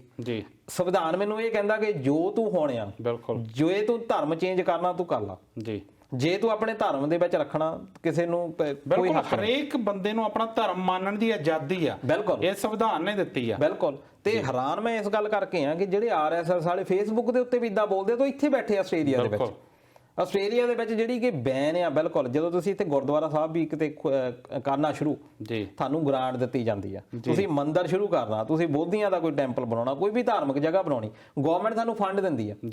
ਪਰ ਸਾਡੇ ਇੰਡੀਆ ਦੇ ਵਿੱਚ ਉਲਟ ਕੰਮ ਹੋਇਆ, ਸਾਡੇ ਵੀ ਉਹੀ ਸੰਵਿਧਾਨ ਆ। ਸਾਡੇ ਤਾਂ ਉੱਥੇ ਇਹ ਚਾਹੀਦਾ ਸੀਗਾ ਅਸੀਂ ਸਾਰਿਆਂ ਨੂੰ, ਕਿਉਂਕਿ ਪਹਿਲਾਂ ਹੀ ਮੈਂ ਗੱਲ ਕਹੀ ਕਿ ਅਸੀਂ ਮਲਟੀਕਲਚਰਲ ਲੋਕ ਆ। ਹੁਣ ਇਹ ਕਹਿੰਦਾ ਕਿ ਭਾਰਤ ਮਾਤਾ ਦੀ ਜੈ ਕਹਿਣੀ ਚਾਹੀਦੀ ਹੈ। ਤੇ ਭਾਰਤ ਮਾਤਾ ਦੀ ਜੈ ਜੀ, ਇਹ ਭਾਰਤ ਮਾਤਾ ਦਾ ਕਨਸੈਪਟ ਕਿੱਥੋਂ ਆ ਗਿਆ? ਭਾਰਤ ਮਾਤਾ ਦਾ ਕਨਸੈਪਟ ਦਾ ਜਿਹੜਾ ਆ 1873 ਤੋਂ ਸ਼ੁਰੂ ਹੋਇਆ। 1883 ਦੇ ਵਿੱਚ ਉਹ ਆਨੰਦ ਮੱਠ ਦੀ ਬੰਕਮ ਚੰਦਰ ਚੈਟਰਜੀ ਦੀ, ਜਿਹਨੇ ਬੰਦੇ ਮਾਤਰਮ ਲਿਖਿਆ, ਉਹਦੇ ਵਿੱਚ ਉਹ ਇੱਕ ਕਵਿਤਾ ਸੀ। ਫਿਰ ਉਹ ਇੱਕ ਨਾਵਲ ਦੇ ਉੱਤੇ ਉਹ ਖੇਡਿਆ ਗਿਆ, ਉਹ ਨਾਵਲ ਦੇ ਵਿੱਚ ਭਾਰਤ ਮਾਤਾ ਦਾ ਇੱਕ ਜ਼ਿਕਰ ਆ ਗਿਆ। ਉਸ ਤੋਂ ਬਾਅਦ ਕਿਸੇ ਨੇ 4 ਬਾਹਾਂ ਵਾਲੀ ਦੇਵੀ ਬਣਾਤੀ।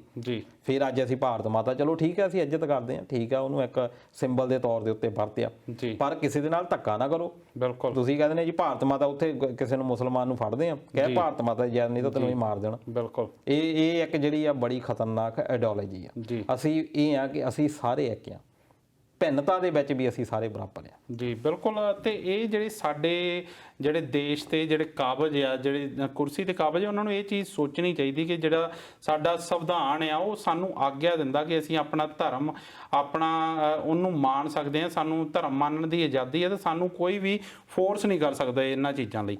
ਤੇ ਦਲਜੀਤ ਜੀ, ਜਿਹੜਾ ਸਮਾਂ ਆ ਉਹ ਜਿਹੜਾ ਮੁਕੰਮਲ ਹੋ ਚੁੱਕਾ, ਤੁਸੀਂ ਆਏ, ਇਹ ਜਾਣਕਾਰੀਆਂ ਸਾਡੇ ਨਾਲ ਸਾਂਝੀਆਂ ਕੀਤੀਆਂ, ਉਹਦੇ ਲਈ ਬਹੁਤ ਬਹੁਤ ਧੰਨਵਾਦ।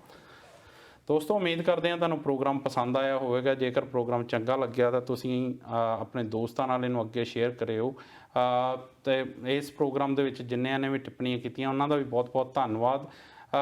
ਇੱਦਾਂ ਹੀ ਜੁੜੇ ਰਹੋ IndozTv ਆਸਟ੍ਰੇਲੀਆ ਦੇ ਨਾਲ। ਇਹ ਪ੍ਰੋਗਰਾਮ ਹਰ ਬੁੱਧਵਾਰ, ਹਰ ਐਤਵਾਰ ਸ਼ਾਮਾਂ ਨੂੰ 7 ਵਜੇ ਆਉਂਦਾ। ਤੁਸੀਂ ਆਪਣੀਆਂ ਟਿੱਪਣੀਆਂ ਰਾਹੀਂ ਇਸ ਪ੍ਰੋਗਰਾਮ ਦੇ ਵਿੱਚ ਜੁੜ ਸਕਦੇ ਹੋ। ਹੁਣ ਦਿਓ ਇਜਾਜ਼ਤ, ਮਿਲਦੇ ਹਾਂ ਅਗਲੇ ਹਫ਼ਤੇ। ਤਦ ਤੱਕ ਲਈ ਪਿਆਰ ਭਰੀ ਸਤਿ ਸ਼੍ਰੀ ਅਕਾਲ। ਸਤਿ ਸ਼੍ਰੀ ਅਕਾਲ।